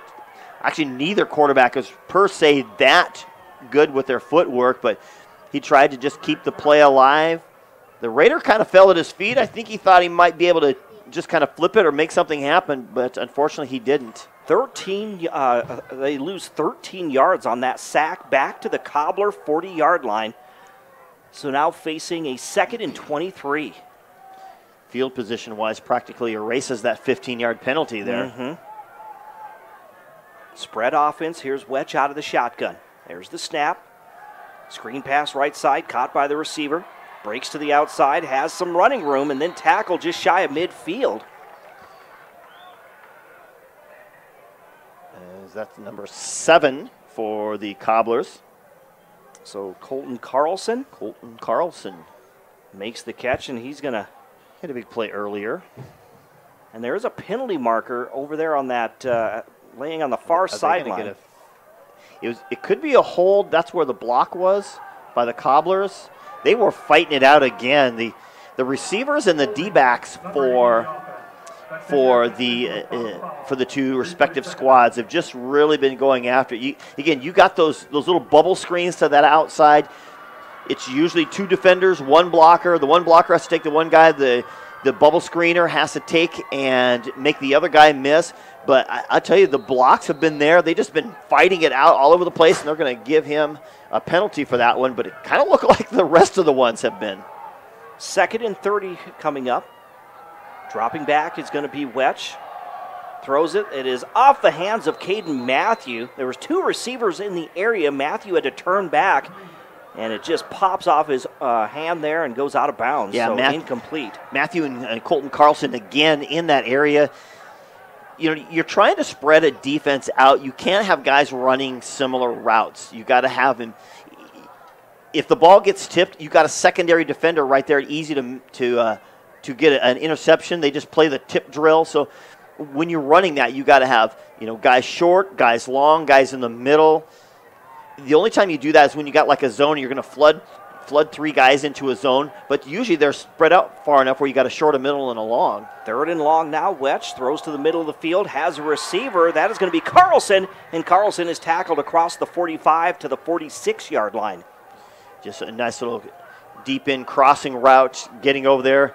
Probably hoping that he's going to catch the ball and be able to get a few yaks out of that, but unfortunately did not get enough, so it's 4th down, and again, the Cobblers are going to have to try to rely on their defense as the time's ticking down. 7th straight punt for the Rapid City Central Cobblers. Cale Meisman is back deep at the 20-yard line. There's the snap. Here's the punt. Fair catch called for at the 17-yard line or 18-yard line by Meisman. As Rapid City Stevens leads with 7:19 to go in the 4th quarter, 13-10 over the Rapid City Central Cobblers. Tell you what, it was looking a little bleak there for the Raiders for a while. They could not get out of their own way, and it's still not really that impressive at the moment, but they've done enough to make things happen. The Cobblers kind of looked like they were going to start to move the ball a little bit, but unfortunately they now stall, and I can see a lot of running coming here for the Raiders. Absolutely. They got to be able to hang on to the ball right now. Give another turnover right here would be horrible. There's a screen pass. It goes to Meisman. Meisman at the 15, the 20, down the right sideline, at the 30, the 35, 40 at midfield. He's at the 40, the 30, the 20, the 10. Touchdown of 82 yards for Cale Meisman. I don't know. So that was kind of the jet pass. I don't know. That's what we call it on our offense. You just get the guy going in motion, and he just does, like you said, a bubble, but he comes to the motion from the other side. Bubble goes, outruns the guy who's covering him across the formation. He had a defender or a blocker right in front of it that I think was Hanslick just blocking, and then he just poured on the speed. Like we said, Meisman using what he does, Mr. Excitement, shows up again. One play, 82 yards, and the score for the Raiders. Here's the extra point attempt, and it is good.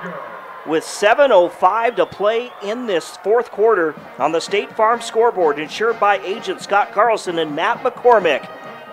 It is Rapid City Stevens with a 10-point lead over Rapid City Central. 20-10 is your score. We knew that things could change on a dime, a chance for the Cobblers. gets a couple of first downs. They have to punt it away, and one play after that, Meisman strikes again.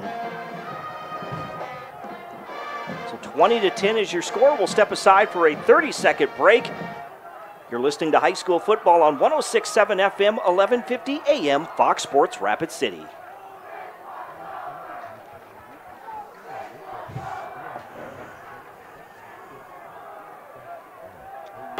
Did your car or truck get hit by hail? Danny Menno Rapid Chevrolet will pay you cash for your hail-damaged vehicle. Replace it with one of our over 350 used cars, trucks, and SUVs. The largest selection in western South Dakota. Imports and domestics, plus used Chevys and GM certified pre-owned with qualified credit. Buy with no money down and no payments for 90 days. 16 local and national lenders available and all applications accepted. See us at Danny Menno Rapid Chevrolet or DannyMennoRapidChevrolet.com. Did your car...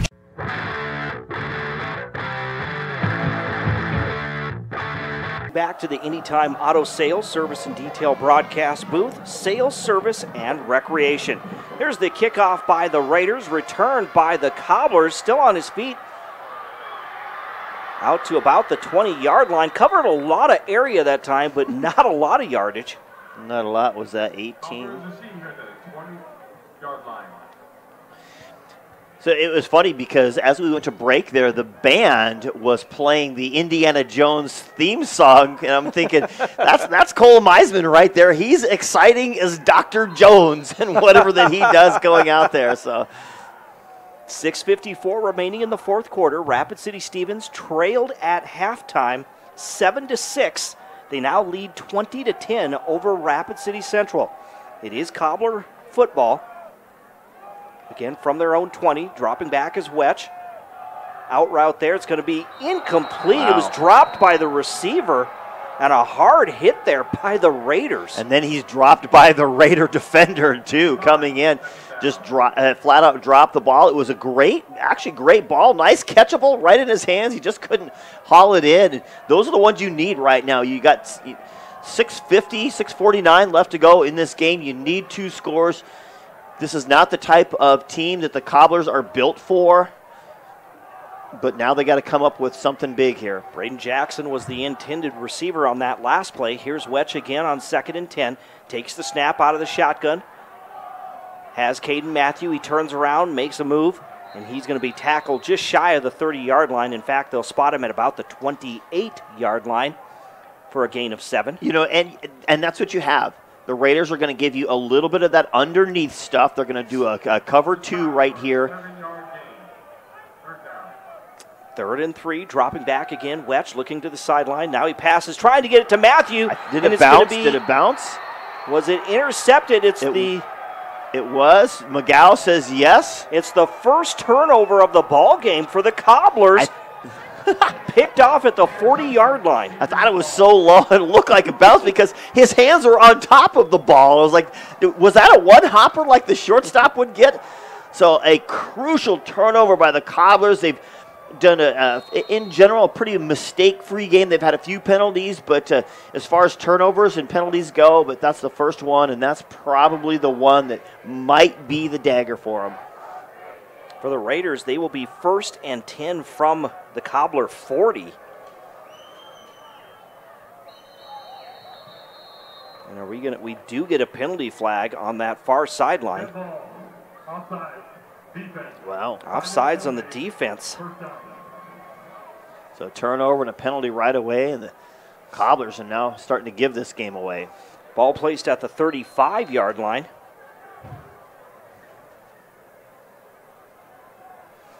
After that 5-yard penalty. 6 minutes, 18 seconds remaining, and a 10-point Raider lead. Our post-game show coming up next, followed by a playoff edition of Score Central with Matt Kearney. That's going to be Crossway. I think he turned to try to hand it off, and there was some confusion there. He just keeps the ball, and he's going to be stopped just shy of the 30, actually the 33-yard line. Right, Mackay man went one direction. He's like, hey, what are you doing? Where are you going? Take the ball. What are you doing? And instead, he's like, that's it. I'll just take it myself, which is not a bad situation to have because he definitely has that running ability. Gain of 2 yards to the 33 of the Cobblers, so we're looking at second and 3. Crossweight out of the shotgun, hands the ball to Glenn. Glenn right up the middle with another penalty flag as he gets to the 30-yard line. That is close to a first down, but it looks like a hold against the Raiders. And that'll be penalty number 10. Boys, some of this game is a little reminiscent of that Comet Cavalier game that we did earlier this year. Just, turnovers and some big plays and tons of penalties and just kind of drug the game out. Yep. We have 10 penalties for 110 yards now for the Raiders. Those aren't the numbers that you're looking for when you're talking stats. We do have an injured Cobbler out there, so we will step aside as well for this injury timeout. On the State Farm scoreboard, insured by agents Scott Carlson and Matt McCormick. With 5:37 remaining in the fourth quarter, the Raiders lead the Cobblers 20-10 on the State Farm scoreboard. We'll step aside for 30 seconds right here on 106.7 FM, 1150 AM, Fox Sports Rapid City, also on GoCobblersLive.com. It's either 83 or 63. Oh, for the player? Yeah. Look here. There's no 83. 63 is John Wilhelm. I don't see either one, at least on mine. For the Cobblers? Yeah. I don't see either one on that. 63. Wait, that was the Raiders. 63 is John Wilhelm. Oh, okay. I was looking at the wrong roster.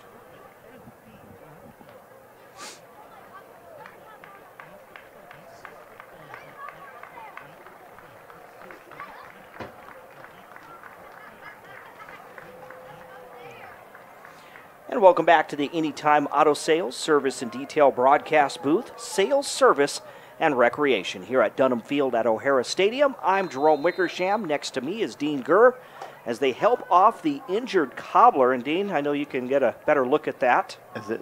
It might be 63, 83, or 33. Might be 33. Can't quite see it. Second and 13 coming up. There's the handoff to Glenn. He breaks a couple of tackles, still on his feet, gets inside the 30-yard line, and appears to have enough for a first down for the Raiders. That might have been Jackson Verminson, number 33. Stevens running for a first down. 12th first down for the Raiders in this contest with 5 minutes remaining. Yeah, again, if they can just continue that, they should be able to salt this lead or this game away. Here come the Raiders up to the line of scrimmage. Raiders are 1-7 on the season. The Cobblers 0-8. There's the snap to Crossweight. On the quarterback keeper, he's at the 30, dives forward. They're going to spot him at about the 31-yard line. That was another player-on-player call for us. Gideon Waldrop and Cross. It's almost like they're seeking each other's number out. It's like, you know what, I'm going to run this ball, and if you're right in front of me, I'm going after you. It's like the mano-a-mano type of scenario for Crossweight and Waldrop. So second and 8 from the 26. My correction on that. At the Cobbler 26-yard line. Trying to just chew up this clock with under 4 minutes to play in a 10-point Raider lead. There's the handoff to Mackay Mann. He'll take it right up the middle, and yet another penalty flag comes flying in from the back judge as they spot the football at about the 21-yard line. Indications from the Cobbler players is it's against the Raiders. That's what I believe Mr. Jacobson is our white hat tonight, Mr. Joe Jacobson. And so they're going to move that back again.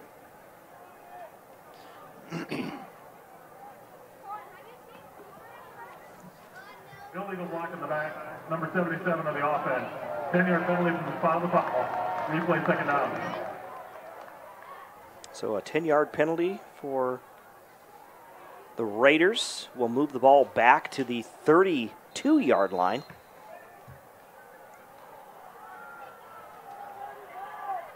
So now 2nd and about 14 to go from the 32-yard line. They'll hand the ball off. Man through the gap on the left side. He's going to be stopped after he gets across the 30 at about the 27-yard line.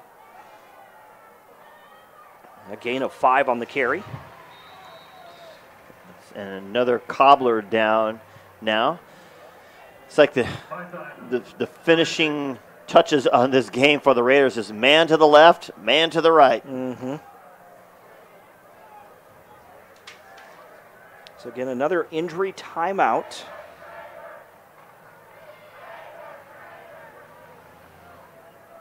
Truck get hit by hail? Danny Menho Rapid Chevrolet will pay you cash for your hail-damaged vehicle. Replace it with one of our over 350 used cars, trucks, and SUVs. The largest selection in western South Dakota.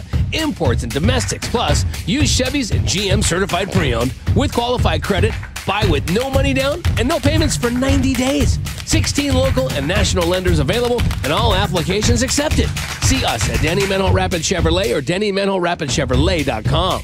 Did your car or truck get hit by...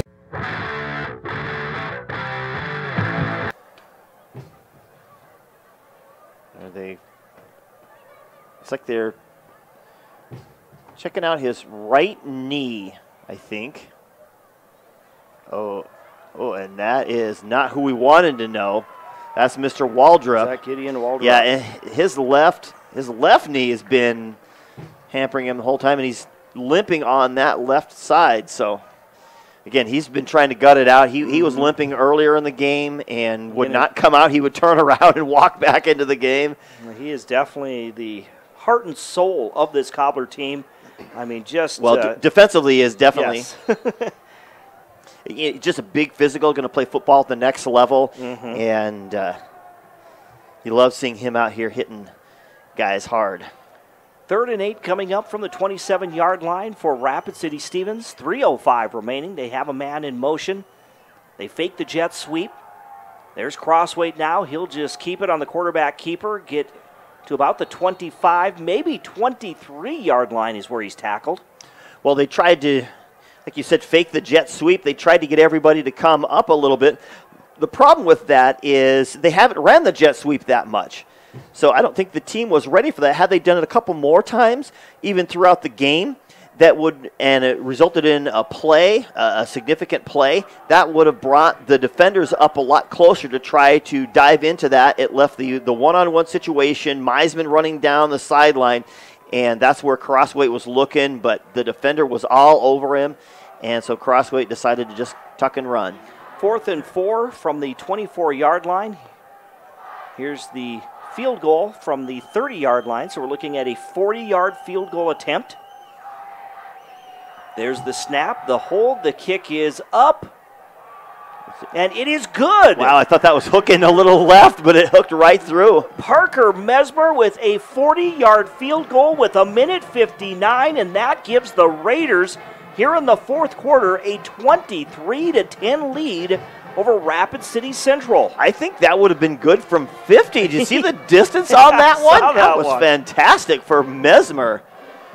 It still means it's still a 2-score game. It was already there. And so it continues. You have to get 2 touchdowns now instead of a touchdown and a field goal. But regardless, the Cobblers are going to be out throwing the ball all over the place. We're going to see a lot of room by the Raider defenders. Like we said, our post-game show coming up next at the end of our broadcast tonight. This is the end of the regular season. The postseason starts next week for every class, the 3 largest classes as they finish the regular season tonight. Postseason starts next week. Matt Kearney will share all the scores and get you up to date on what happened in playoff action in Class 11B and the 3 9-man classes coming up in Score Central. Dual ended up winning 20-14, so the Comets will travel to Clear Lake, I believe is where Dual is at. It is, up near Watertown. Over near east of Watertown, as a matter of fact. Here's the kick, end over end, taken by the Cobblers. Actually kind of fumbled there, but it's being picked up by the Cobblers. They get out to about the 20-yard line. Was that Braden Jackson, maybe? Believe so there. And he'll take it out to about the 16-yard line. So all the top seeds won except for Woonsocket, Wessington Springs, Sanborn Central. I believe were they 7? The 7 spot. Mm-hmm. Yep. They were. So that's the only top one that lost. Aside from that, Hot Springs will travel to Sioux Valley. Dual host Christian. Tri-Valley will go to Elk Point Jefferson, and Roncalli will travel to Winter. That's your matchup. Sorry, Matt, didn't mean to step on you there. 1st and 10, airing it down the left sideline, trying to get it to Carlson, but he overthrows Carlson, who had a step on his defender. Yeah, trying to do a little Willie Mays catch there over his head. I know it's baseball playoff season, but maybe you should maybe make a little bit of a different adjustment. It's a nice arm by Wetch, but just a little too much out of the reach. Yep, Carlson going deep. It was Wetch going deep for Colton Carlson. So Harrisburg beat O'Gorman. So does Harrisburg slip to number 2, or yes, it's in at number 2? Yep, because of the head-to-head. They had ended with similar records, so they win because of the head-to-head matchup. Dropping back out of the shotgun, Wetch gets it to Carlson. Carlson's going to be tackled just shy of the 30-yard line. On a hitch route there, he'll be tackled at the 29. So O'Gorman will be number 3. So 4 and 5 are going to duke it out here. Roosevelt and Jefferson are tied at 14. Brandon Valley ended up with a win. That's going to be a first down for the Cobblers. Now they throw it just away that time. Had 2 receivers in the vicinity, but it's thrown into thrown to the players out of bounds there. Right. Right over in the player bench over there. It's going to look at some AA scores going on. We did an update. Sturgis has poured it on in the second half, 46-14 over Spearfish. 4 minutes left to go in that game. What was it, 14-13 at halftime? Yeah, 14-13 at half, and Sturgis decided to show up and start playing there at Whittle Field. So Sturgis will holding on for the win, will be proven to 6-3. This one is tipped by Caden Matthew, almost intercepted by the Raiders, but it falls incomplete to stop the clock with 1:12. With that win, Sturgis will only be the 7. Spearfish will be the 8 seed. That will keep the 6 seed with Huron, because Huron beat Sturgis. They'll end up tied in power points, but Huron beat Sturgis. They lost tonight to Yankton, but will remain that number 6 seed. Trips right, 1 receiver to the left. Here's Wetch again, rolling out to his right. Throws on the run, has a receiver on a hitch route. He's going to make the catch, get across the 45-yard line, enough to move the chains for another Cobbler first down. By Spearfish not winning, that puts Yankton at number 2. So Sturgis will have to travel to Yankton to play their first round game. Spearfish will travel to Pierre next Thursday. 54 seconds remaining, out of the shotgun on first down. Just putting it up for grabs, and it's thrown out of bounds, intended for Caden Matthew. Yeah, the pressure again, right up the middle. Was that big number 99? I think so. Big. Oh, that's 95. 95? 95 is Parker Barnes, the senior, coming in. Here comes 99 back into the ball game, Caden Strong. But yeah, the pressure. So Wetch just on his back foot, heaves that ball up in the air. That looked like a home run ball that was going up for a 50-50 grab. We're down to just 47 seconds remaining. Clock is stopped after that incomplete pass. It is 2nd and 10, but no, the Cobblers will take a timeout. Trying to figure out how they're going to score 2 touchdowns in 47 seconds.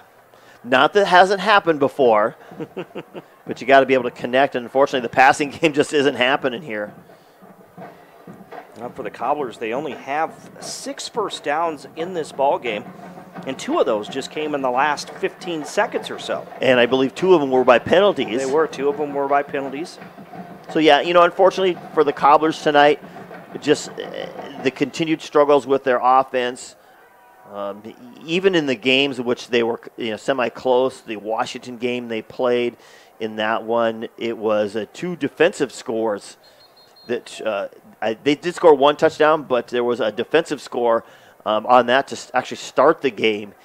So even when the points look good, it's not because of the offense. So, unfortunately, just when you become a one-sided type team, running the football, teams just stack the box and force you to throw, and that's just not their bread and butter. 2nd and 10 now. Here's Wetch out of the shotgun. In trouble. In trouble. He is going to be sacked back at the 36-yard line, and he is down hard. Yeah, and obviously they're trying to get the ball out near the 40-yard line. He rolls out. He's going the wrong direction to make the throw he needs. He's got to be able to set up. The Raiders were just bearing down on him, but the Raiders have just got that whole zone just spread out, and he's got to be able to find the right one, and he's got to put some zip on it to try to find who he's looking for. 20 yards downfield, and when you're trying to set up and you got three speedy guys running after you, that's never a good finish. And Ryan Wetch is going to come to the sideline. He's going to be checked out there by the training staff. He took a hard shot there on that sack. So the 2 athletic trainers down there with 38 seconds left. 23-10 is the score. Rapid City Stevens, like we said, they trailed for the entire first half, 7-6. Then at one point it was 10-6 they trailed, but then 2 scores, 2 touchdowns and a field goal. They lead 23-10. New quarterback in there now for Rapid City Central. That is Caden Matthew, who actually has been in the game, just takes over at quarterback. Tries to get it to his receiver through 2 defenders. Right, Crossway had his hands on it and just couldn't get in, and we got another Cobbler down. Looks like Braden Jackson, if that's number 10. And he's down, so we get another injured player there. And the training staff busy tonight. Yes, they are. For Rapid City Central. Like it's turned into a mash unit here. This kind of toward the end of the game here. And unfortunately, you don't want to see that. I realize it's the last game for the Cobblers unless they can turn something around in the next 31 seconds. But, you don't want them to walk off hurt. Again, Rapid City Stevens coming in with a record of 1 win, 7 losses. For Rapid City Central, under first-year head coach Brandon Colpitz, they came into tonight's ball game with an 0-8 record.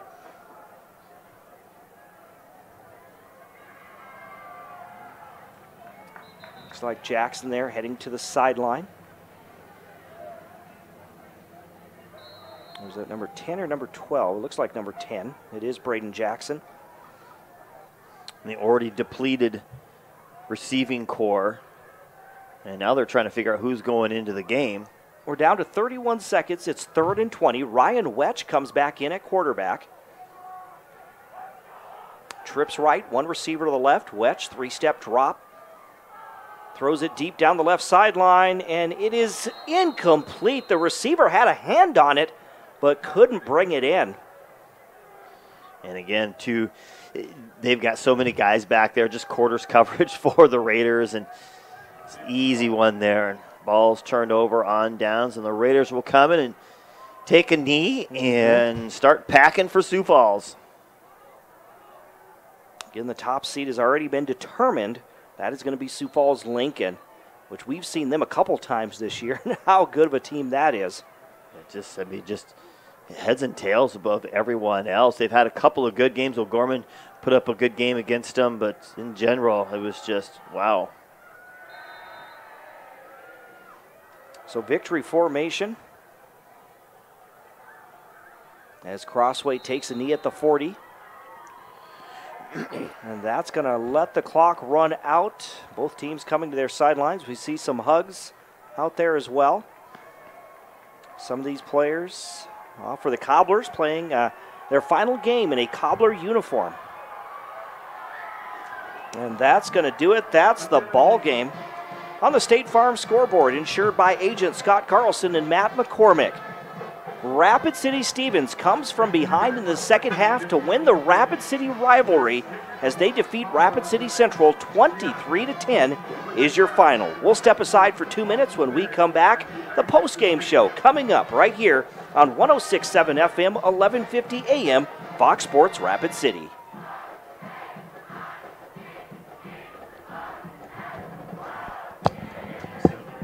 Yeah, what's up?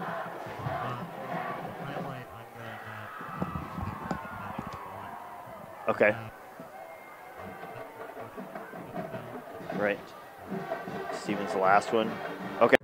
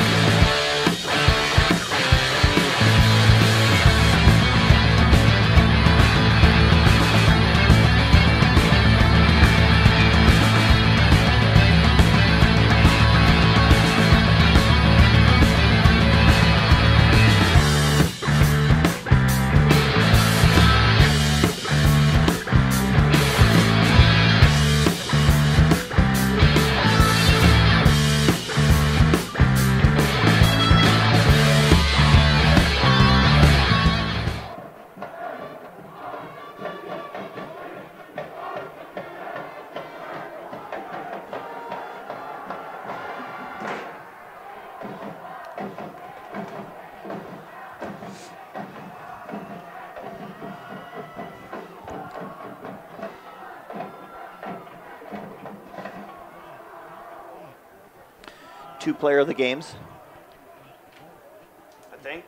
I mean, you can, I guess.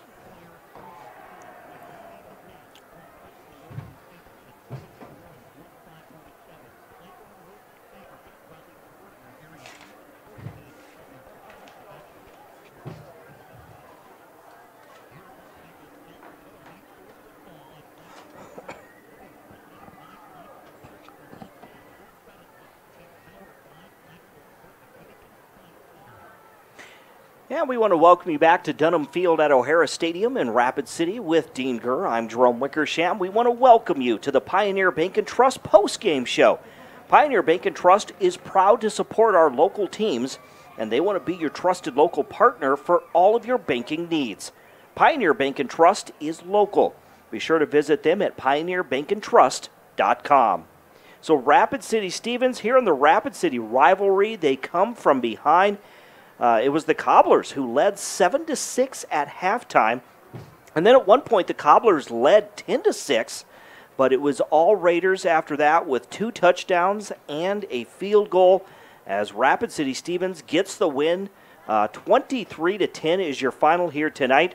With that win, the Raiders finished the regular season with 2 wins and 7 losses. And for the Rapid City Central Cobblers, they finished for the second straight year. They finish 0-9 on the season. But, Dean, it was a battle early on in this ball game. And, then the second half, we saw the Raiders start to come alive, and they pull away for the win. Well, we saw the offense early on, but it's so hard to tell. It's like, with being Halloween, you got to try to figure out what goes through the cobwebs of what is out there and what you see. It looks really good because they make plays and they move somewhere, but then all of a sudden they go backwards or they turn the ball over. So of the muck of the game, the Raiders were able to string things together and do what they need to do in the second half. They basically had to overcome themselves in order to get that win, and they did just that. I mean, and that's what you got to do to get wins. And sometimes it's ugly and sometimes it's moderately pristine, and tonight was not one of those pristine nights, but the Cobblers were game. I loved it. They were in position, made plays when they had to. Their defense came up when they needed to. The 4 turnovers was great. They had the great play to Jet Janveren, look good. They had a few plays here. Actually, there were a few holes they were able to, get the ball to, but unfortunately it's a little bit too late for them. So duking it out back and forth a close game, kind of what we expected, but ultimately, the Raiders are able to throw enough plays together at the right time to get the win. So the Raiders get the win. They will move on to the postseason. They will go in the number 8 seed. They will be playing Sioux Falls Lincoln next week on the road. Next Thursday is the next round of the playoffs. For Rapid City Central, again, like we said, new head coach Brandon Colpitts comes in. A lot of excitement, a lot of enthusiasm. I think listening to him speak and stuff, he does. He has a lot of great plans for this program. Just another struggle. And we saw the kids for the Cobblers. They played their hearts out tonight. They battled, even some injuries late in this ball game. They looked like the trainers were going out there, but those kids didn't want to give up. Those kids had a lot of heart tonight. No, they did. The school pride, you're playing whatever your season's been, you show up here, you play hard for this one, and they did probably one of their better outputs, especially defensively. Mm-hmm. This game and the Washington game did moderately well defensively, made some plays when they had to, obviously getting the 4 turnovers. It was good. Usually you don't run into a 4 turnover margin. See, it was a plus. It was a +3 for the Cobblers, and unfortunately, you don't come away with a win on that one, and that's unfortunate. But like you said, they came in, they played hard, they have some talent. If they can just keep it together, and hopefully Coach Colpitts can keep things rolling. The kids invest a little bit, parents invest a little bit in the off season. Go to camps, lift the weights, do what you got to do to come back, hard and ready to go next year. Absolutely. So again, 23-10 is your score. Rapid City Stevens improves to 2-7 on the year. The Cobblers drop to 0-9. Let's take a look at today's box score, brought to us by The Box. The Box is the Midwest's newest and most innovative event center, featuring native hardwood floors, digital scoreboards, color-changing lights, and an enormous space to host multiple sports games at once. The Box is the premier youth sports venue, but sports aren't the only thing they can host. The Box can turn into the perfect space for any of your meetings, conventions, or receptions. To plan your next event, visit thebox.live. Looking at the scoring in this ballgame here tonight, in the first quarter, it was one play, a 30-yard touchdown reception after a turnover, and it was Jet Janbrin who finds the end zone, and that gave the Cobblers the 7-0 lead in the first quarter. In the second quarter, with 4:13 remaining, Tate Crossway bust into the end zone from a yard out, and that made it 7-6. The extra point was no good. Then with 7:07 remaining in the third quarter, it was a 33-yard field goal by Connor Warren for the Cobblers, and Rapid City Central led the Raiders 10-6 at that point. But then late in the third quarter, just 2 minutes to play in the third, the Raiders take the lead for the first time. They were facing something like a 3rd and 30, and they throw it deep. Actually, maybe it wasn't 3rd and 30, but it was a deep third down, and Luke Hanslick makes the catch, a 24-yard touchdown reception. The Raiders lead for the first time, 13-10. Then Cale Meisman, out of the backfield, gets the catch, goes 82 yards midway through the fourth quarter to make it 20-10. And then Parker Mesmer, a 40-yard field goal with 1:59 to play to make it 23-10, and that is your final. For the Cobblers, they did have only 6 first downs tonight. 2 of them came on penalties, and they had 6 penalties for 40 yards.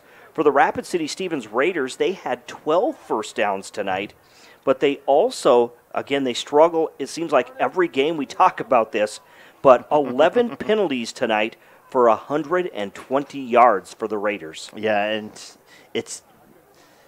they definitely can't do that next week. Like you said, I think we say it every game. The mistakes were just almost insurmountable, even though they did overcome those. But you're not going to get that next week. You have to play practically a perfect game against Sioux Falls Lincoln. You have to take the ball away yourself, and you have to be able to hold on to the ball, and the penalties have to be almost nil. Here they had so many opportunities that they gave the Cobblers or hurt themselves so many times, and you can't have that. And I think there were 3 of them were 15-yard penalties or something like that. And those are just those penalties that are just, they're not just a simple holding, although they had plenty of those as well. You'd have to be able to cut all that down. That's obviously going to be, I hate to do a preview right now, but, if we end up going to Sioux Falls to do that game next Thursday, that's going to be the key to the game. So you can jot that one down for me, because that will be the number 1 key next week. Again, Rapid City Stevens getting set to move on to the postseason next week, taking on Sioux Falls Lincoln. Those games, the next round of the playoffs will be next Thursday. Again, the final score here in our Pioneer Bank and Trust post-game show. Rapid City Stevens wins. They defeat Rapid City Central. 23-10 is the final tonight in the Rapid City rivalry. Let's take a look at today's highlight of the game. It's brought to us by Highmark Credit Union. Did you know Highmark Credit Union was started as Rapid City Teachers Federal Credit Union over 80 years ago in what was known as Rapid City High School? Highmark is proud to support education and our local schools with a full range of consumer products and commercial lending services. Highmark now serves thousands of area members in western South Dakota. Consider joining Highmark. We'll make it happen.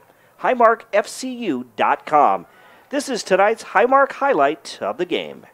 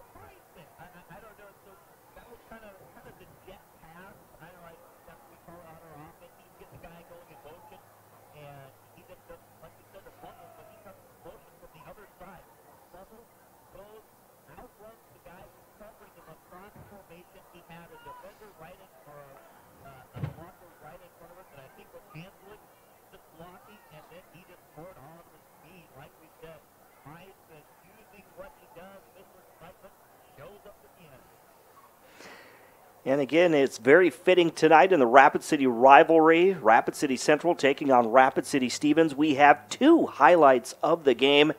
Like I said, very fitting because we saw some fun football here tonight. Always is when these 2 teams meet. Yeah, definitely from both sides of the field. A lot of people making lots of plays tonight. It's going to be hard for me. Well, that's coming up next, Dean. Again, we'll move on to today's player of the game. It's sponsored by Claiborne Los and Sabres. Whether it's divorce, injury, or a business dispute, when you need someone to really step up for you, the law office of Claiborne Los and Sabres is always ready. Just Google Claiborne Los and Sabres in Rapid City. So, Dean, we turn to you for our player of the game. Well, that's a lot to choose from. Of course, for the Cobblers, you had Janvrin, who had his big play. Kind of at the end, they were trying to hit some players for the Cobblers to try to get back in at Colton Carlson. It was a nice thing. For the Raiders, we had Kale Meisman with that big play he had. Both Glenn and Mackay Mann. And Mackay Mann did a good job. Hanslick was there, so lots of names doing lots of different things. But I'm going to go back to my players to watch. And it's because it was always just this head-on-head thing. So for the Cobblers, it was Gideon Waldrop. He needed to make a play on defense. He was there where they needed him to be. He was all over the field running people in the backfield or out of bounds or taking crossweight head on. So I'm going to give that one to Gideon Waldrop. And for the Raiders, it's got to be crossweight. He did it on the defense.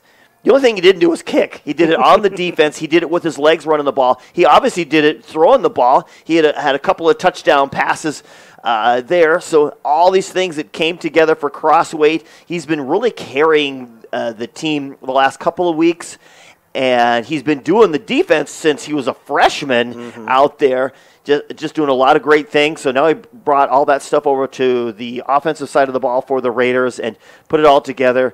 I think this is the second week in a row, but he was, for the most part, doing what he did and carried the Raiders.